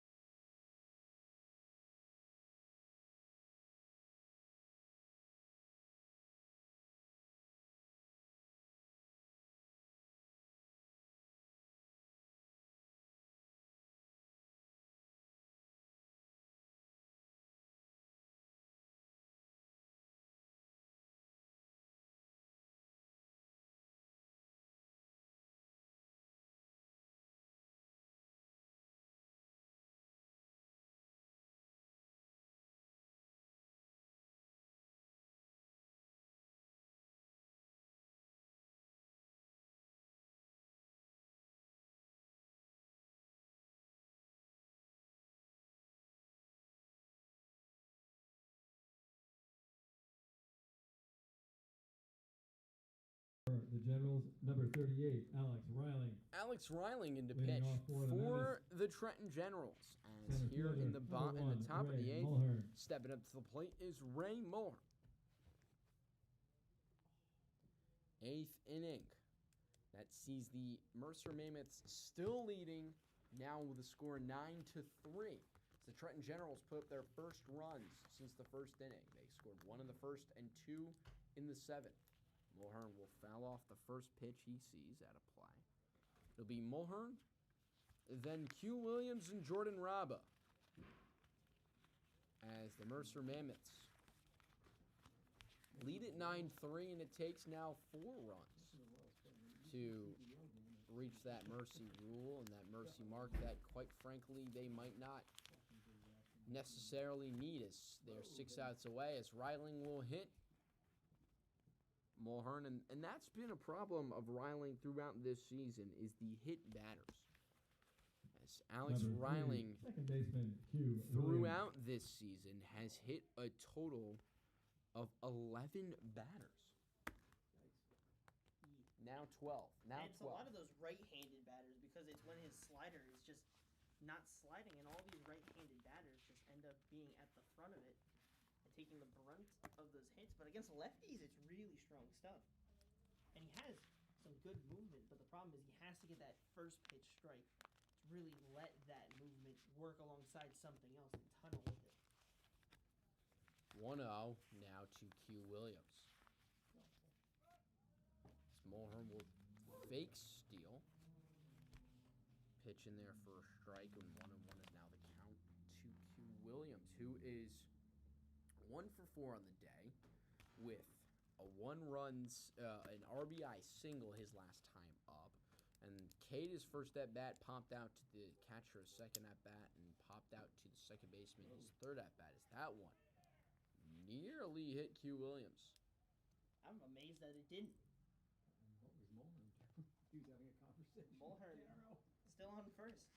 Mulhern was not paying attention. Not even a little bit. I wonder what they're talking about over there. Probably the game and how he should have stolen, but wasn't paying attention, and so he didn't.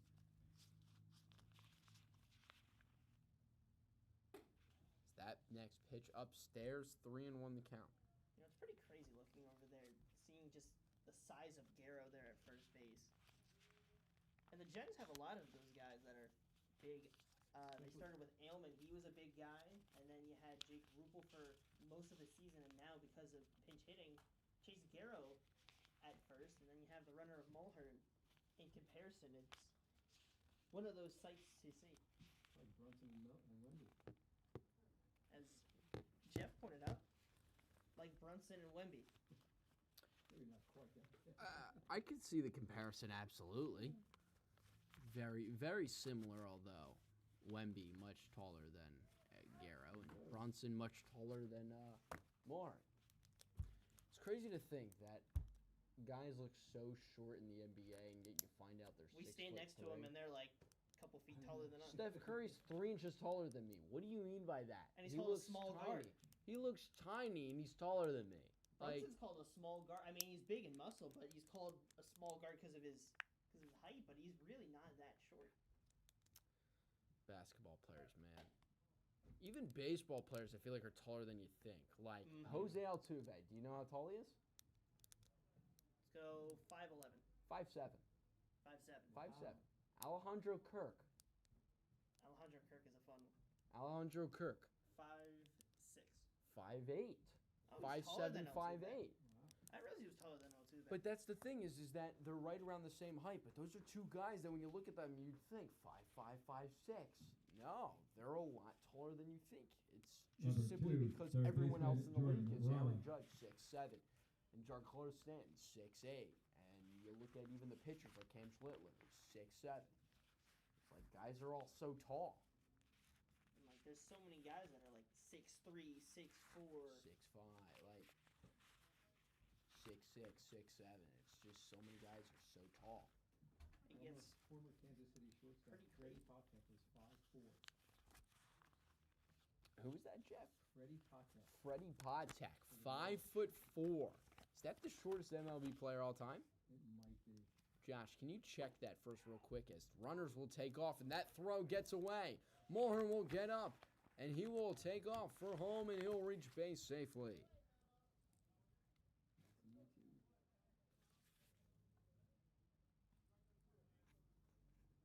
And so the Mammoth, reached double-digit runs. As Mulhern comes around to score, and the Mammoth lead it 10-3. And the count 1-1 to Jordan Raba. Do we have an answer? Shortest MLB player all time. Probably. Not yet. Not yet. I'm now really curious, so I really hope that you can do this either. Otherwise, we'll check it in between innings. But I'm now really curious as Raba's going to flare this one out into right center field. TJ Francis gets over to make the catch. And a great job there as Q Williams tags up, but a great play by Francis to get all the way over there and snag that ball out of midair. That is just a sign of the speed that Francis has. That's just insane that he's able to get to that ball. Number 8, Still, the shortstop, runner at base Chase is the third, Bonner. but just a great play overall. So now runner on third, one away for Chase Bonner. Right, I forgot about this story. So the shortest player by technical terms was Oh. a guy, Eddie Gadel, that was 3'7" because they signed him Yep. on a little bit of a more unique situation because they wanted a guy in the plate because of the strike zone. Yes, that's right. I forgot about this story. So they signed him literally for the only purpose was the fact that he was 3'7". That was the only reason that they brought this guy into the team. What year did he play again? This was in 1951. Wow. He made one plate appearance that stood the test of time. And then the league got on it, and then it was no more. But still. So there you have it. There's the answer to the shortest ever baseball player. That's right. I forgot about that story. It's one of the craziest things you can Sports think of. stories. That is a bizarre sports story. It's one of the most amazing things that it's ingrained in the history of baseball. Baseball's got such deep in the lore. The history of baseball is so intriguing. As that one, a hot shot down the first base line gets under the glove of Garrow. Into right field, coming around to scores Q Williams. And the Mercer Mammoths, tack on another run. They now lead it 11-3. Number 25, first baseman, Jack Hughes. And so that'll now bring up Jack Hughes. Struck out in each of his last two at-bats. He's 1 for 4 with 3 Ks and a bomb. As a Yankee fan, I feel like I've heard that stat line a couple times in my lifetime, at the very least. As he hits a hot shot right back at the pitcher. Wow. Oh, heads That up. got on him quickly. And a great play there to double him up and end the inning. So the Mercer Mammoths get 2 more, and they'll lead it 11-3 as we head to the bottom of the 8th here on Jersey Baseball The Nation. Generals 3.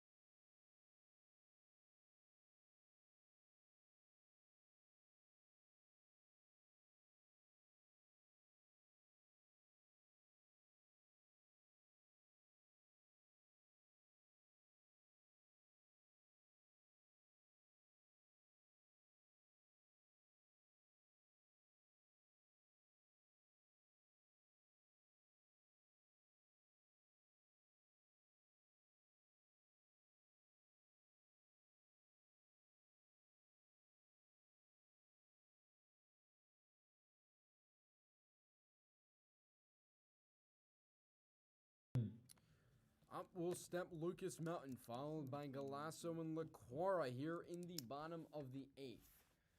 As that deficit that the Generals were eating away at now has suddenly grown even further. 11-8, the Mercer Mammoths lead it as Anthony Ungaro. 11-3, excuse me. It's an 8-run deficit, 11-3. As we're in the bottom of the 8th inning, and Anthony Ungaro's back out on the mound.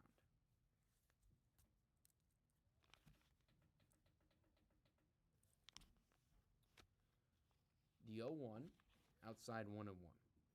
It's just continuing that trend for the Mammoths where they really have the Generals' number. And it's kind of like a situation where the Dirty Birds have kind of caused problems for the Mammoths. The Mammoths have caused problems for the Generals. The Generals have caused problems for the Capitals. And it's kind of like a long-going cycle of one team giving another team trouble.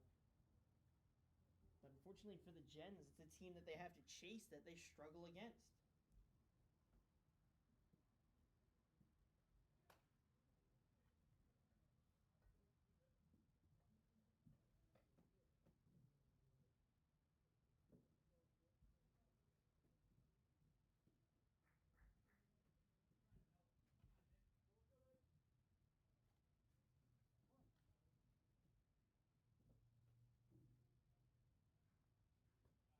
He gets plunked.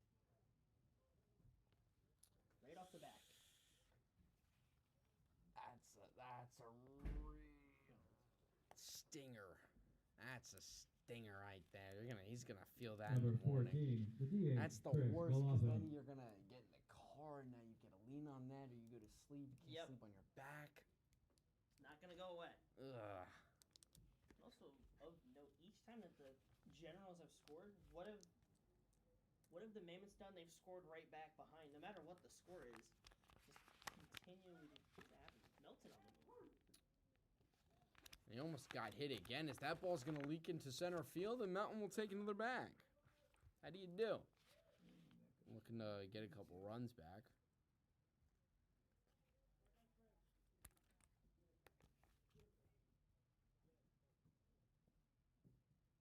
Now you get that runner on third, nobody down. That's a crucial situation that they wish they had earlier in this game.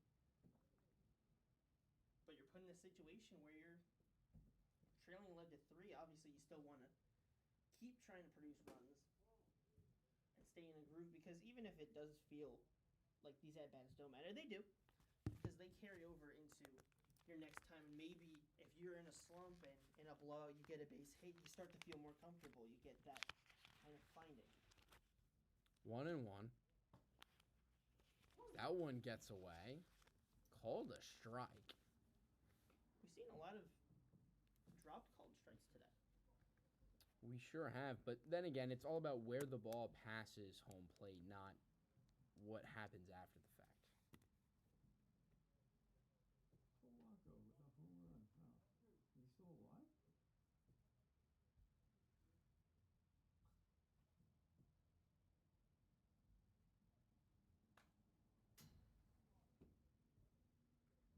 Fouled off, and so he'll see another.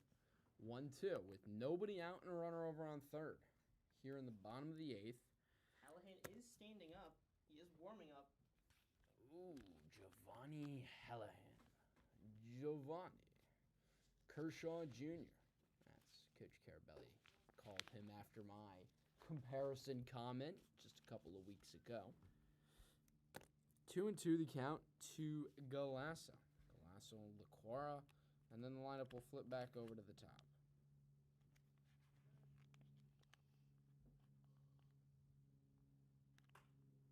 As that one's going to be lifted in the air, but it will stay in a playable position and caught made there by Chase Bonner over at short. And that'll be now the first out of the inning. Oh, right. Number 7, third baseman, J.C. Lacroix.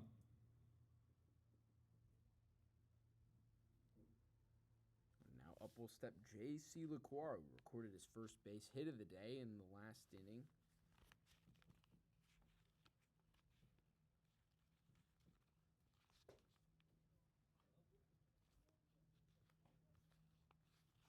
First pitch he sees a strike.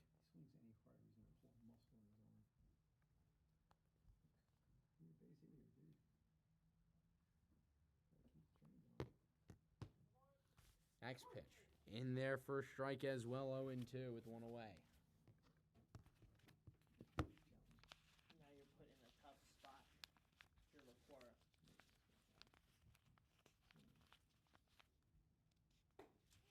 Way outside for the ball.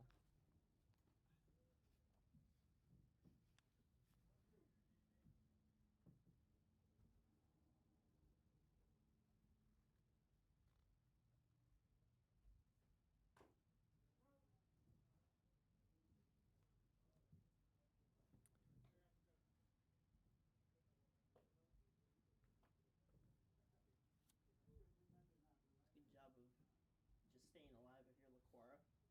Keep the at-bat going. Wasn't exactly the most clean at-bat he's had so far, but getting that 2-strike count, you're just forced to keep fighting. And against the reliever of Ungaro, you have that runner on third, you're just trying to knock one in the field if you're LaQuara. Tough take.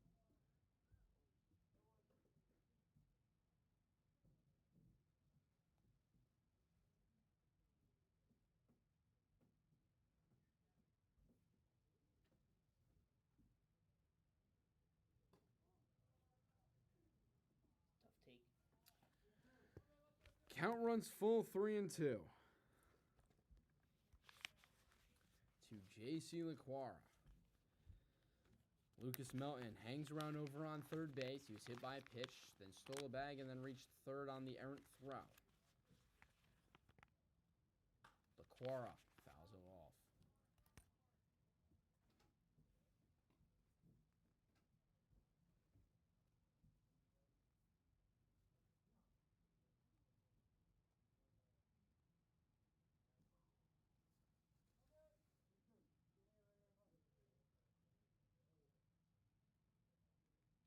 The 3-2 from Ungara. Way outside, he lost the feel of that one, and so it'll be ball 4. And so now runners in the corners to bring up Francis once again for another at-bat. It's a good at-bat from Number LaQuara. 42, center Get fielder, 2 TJ strikes to Francis. start out swinging and looking, and after that, you see a ball, you foul one off, you take 2 more for a ball, you foul another one off to keep the at-bat alive, and then an uncompetitive pitch, an easy take, and you get yourself on base.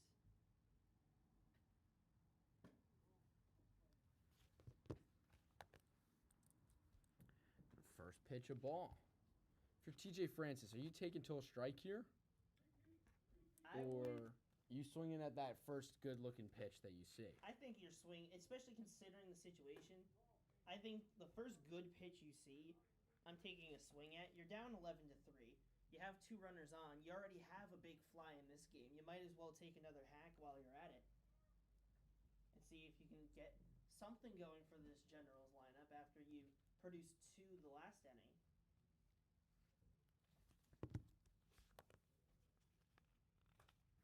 Fouled off, so he did swing at the first pitch he liked. Count now 2-1. I mean, especially because the last half, it was Francis that produced those 2 runs. The big fly from Francis.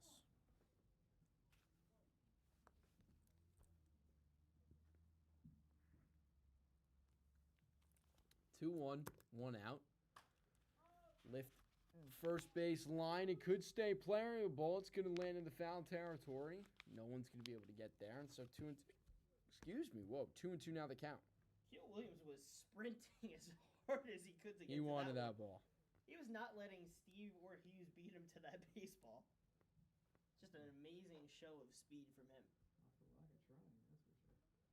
And I mean, you're up 11-3, but you always love to see that kind of effort. Yep. That's exactly what Hugh Williams showed right there. Absolutely. He's a 100% effort, 100% of the time kind of guy. You love to Guys see you like. those guys. Yeah, that's the guys you love to have on your team. 100%, 100% of the time. As Francis goes down swinging. So he battled, but unable to win the war. And so, 2 outs now. Number 18, catcher Mickey Gilligan. Triple step Mickey Gilligan. As Melton's still stranded over on third base. Gilligan, the potential final hope to get him in. First pitch inside for ball.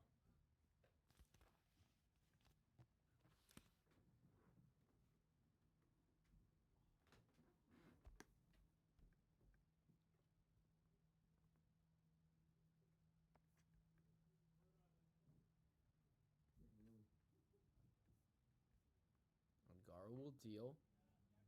Check swing. Yes, he did go. Count now 1-1. Catcher yelled at him, and he looked over to first and said, "Don't worry about it." A good check there, and Gilligan, a very prominent bat, hit over 600 at Passaic Tech with over 1,000 slug. Not OPS, over 1,000 slugging percentage. That is That's crazy. that is a single every at bat That's right, average. it means you gotta And you work pair the that base. with what he does behind the plate. That's an insane value for the Passaic Tech team that they had. That's crazy. Committed to 1,000 slugging is just hard to fathom. So for those of you who don't know how slugging works, is that as that bat sounds like it broke. That's the thing. Caught him on the inside, and yeah. So how slugging works as we'll see a new piece of firewood be exchanged for. It is total bases over plate at bats. So basically, when you get a single, it's 1. When you get a double, 2, triple, 3, home run, 4. So if you were to, for instance, hit a home run and then double, that's 6 total bases over the 2 at bats. That's a 3 slugging. So basically, he's getting a single every at bat, which is insane to think about. Because if you have a batting average, for instance, that means he's also batting a 1 batting average, almost seemingly. He'll ground it over though to second base, take it himself or to short, taking it himself. There is Chase Bonner to put an end to this inning. And so in the inning, the Generals got some threats, but unable to score. We'll head to the top of the 9th. The Mercer Mammoths still lead it 11-3.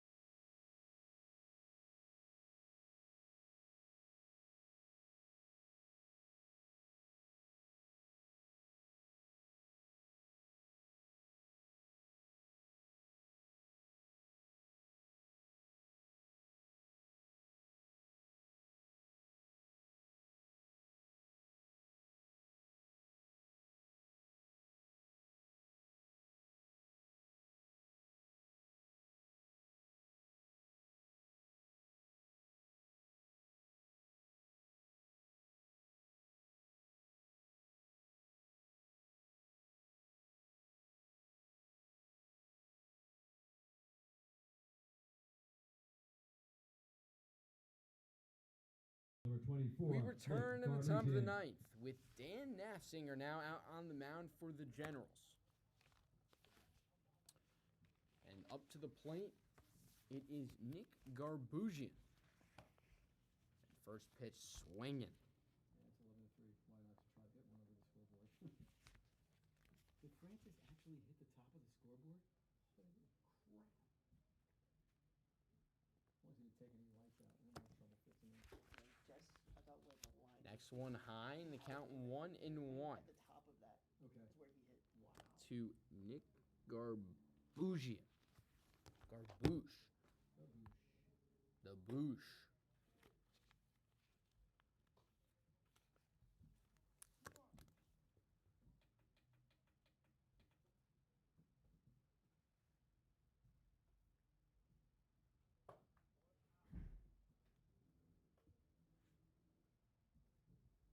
Taking some big swings in a spot like this, you don't blame him. Try and get your best swing in, especially because you're coming in as a pinch hitter. Count now runs itself full. 3-2 to Garbusian, the pinch hitter for Joel Bonner, the DH. 3-2 from Nafzinger. Swung on him, missed strike 3, got him swinging. So first batter strikeout to Number start. 9, left fielder Anthony Crudo. And Nafzinger's down. That'll now bring up Anthony Crudo, who we had noted had made the defensive substitution a matter of a couple of innings ago.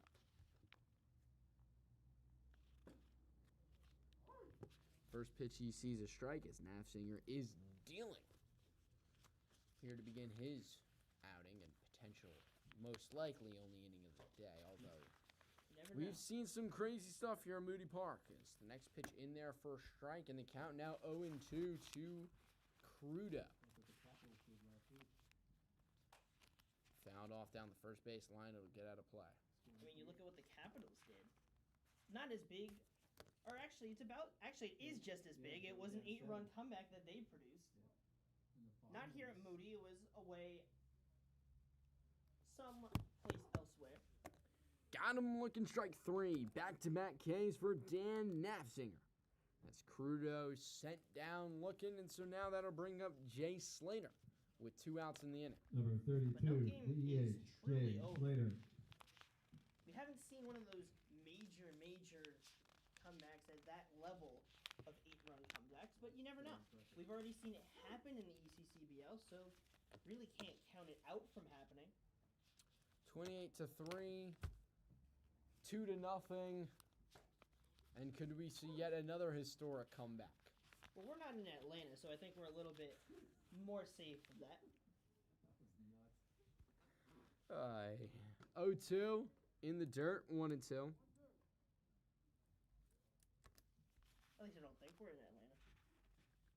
Maybe. I don't think we're in Atlanta. Are we in Atlanta, Jeff? God, I hope not. Strike 3 got him looking. Strike out the side, Dan Nafzinger. What an inning of work it is as he holds the Mammoths to 11 runs. And now the Generals will come up to bat with last licks as they look to find a way to claw back into this one. It's 8 runs is what they need to tie it, and we'll see if they can get it when we return here on Jersey Baseball Nation.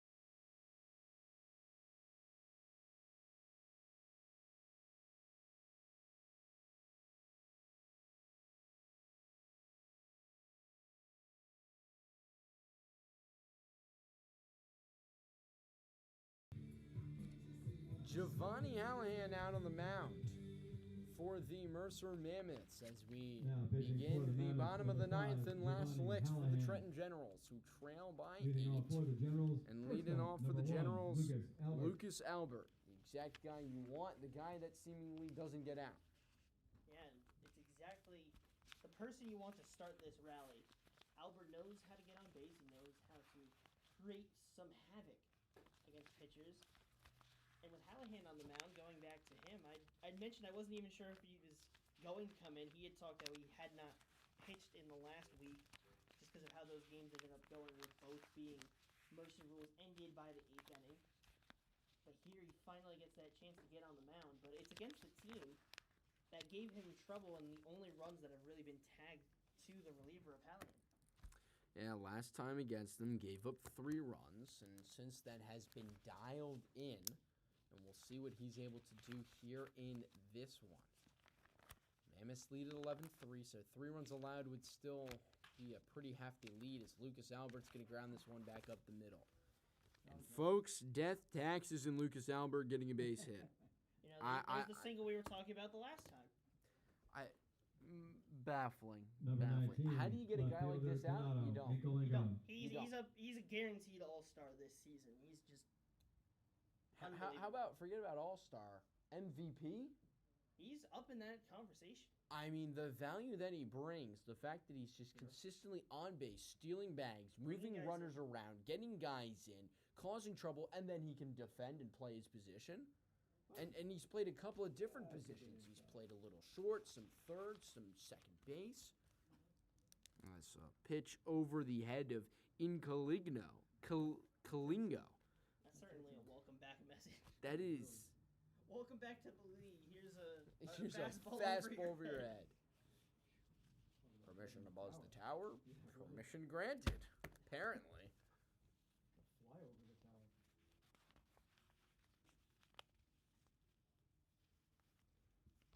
1-0 the count with no outs, and Lucas Albert over there on second base says Kalingo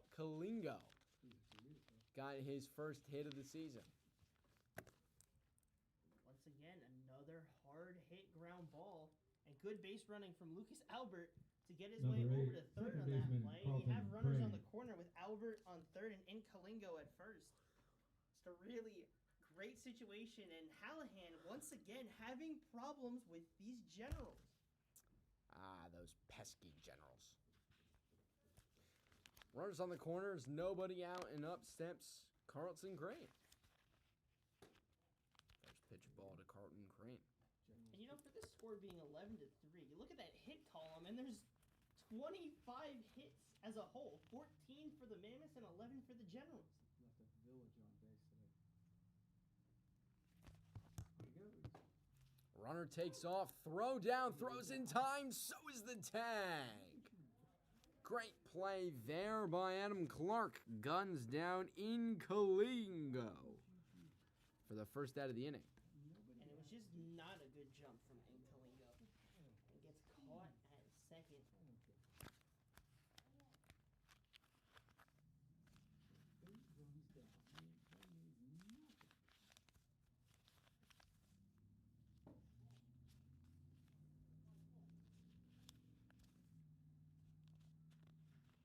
So now it's just one runner on, with Albert on third, and Crane just trying to continue the day that he's hit the ball hard in play all day. Loop this one down the third base line out of play. It'll hit the walking path. So the count evens at 2s. The good old walking path. I'll be running my way back to the car while I still have the line of sight of lights. It's the price to pay to have your car not within striking distance of a baseball field. See, my car is parked right behind in the grass, and it's been perfectly fine as Carlton Crane strikes out swinging, and now 2 away and 1 out to go.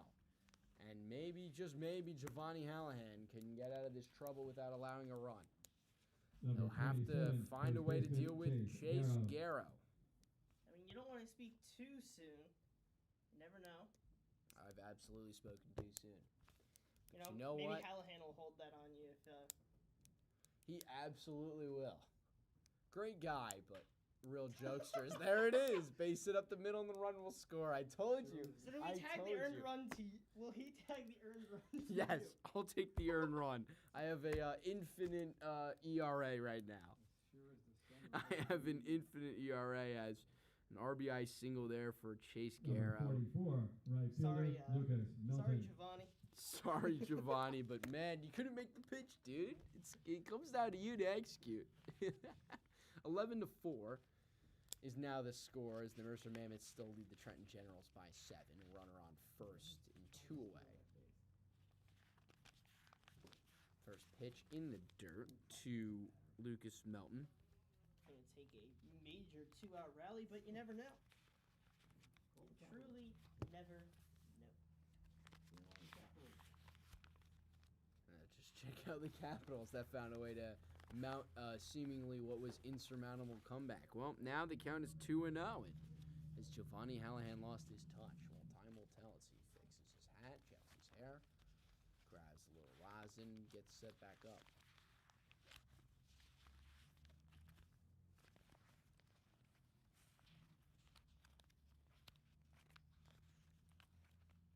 Hallahan will deal, and this one will get fouled off. Speaking of Giovanni Hallahan, you know he's got a gym Instagram? Really? Yeah, he posts all of his gym pics. He looks jacked.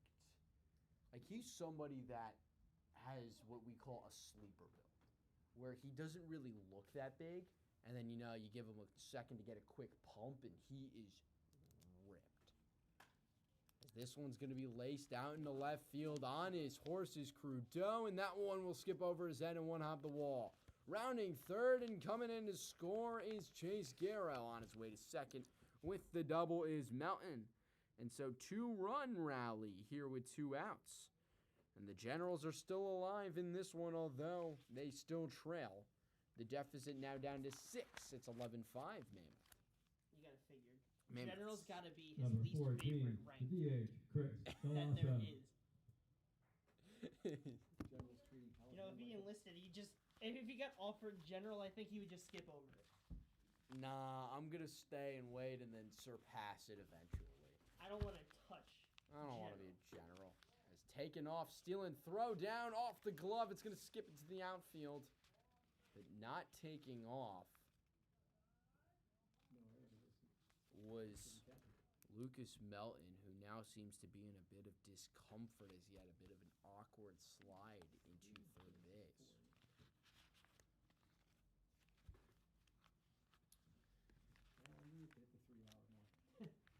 Melton seems to be okay. Gives a little noggin head bump to his coach and Brady Mesco. A little Cam Skadaboo Jackson Dart handshake, the noggin knock. And will remain in this game. So 2 outs, 1-0 count, and a runner now over on third.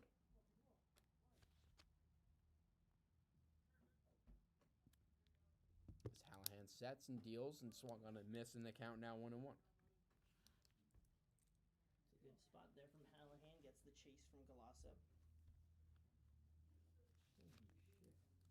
Ryan O'Hearn for the Pirates has 10 runs batted in tonight. Grounded over to Rob at third. Hill field. Fire to first, and that will finally do it.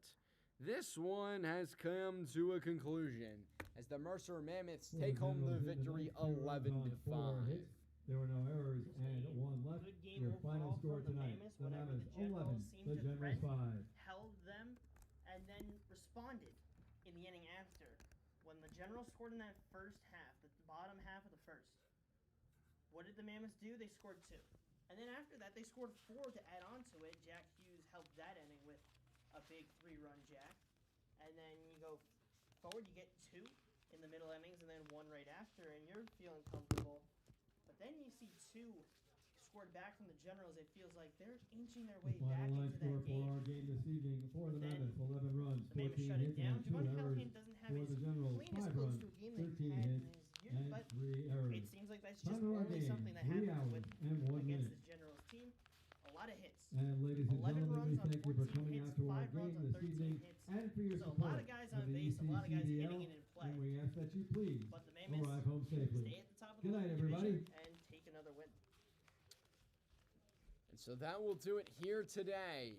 Stay tuned this Thursday as more ECCBL action will be here on Jersey Baseball Nation. It'll be the Bay Shore Dirty Birds taking on the Trenton Generals. That at 6:30. But until then, for Joshua Ulas, I'm Max Raymond saying so long and thank you. The Mercer Mammoths take home the victory over the Trenton Generals 11-5. Have a great rest of your night, and we'll see you hopefully Thursday for some more ECCBL.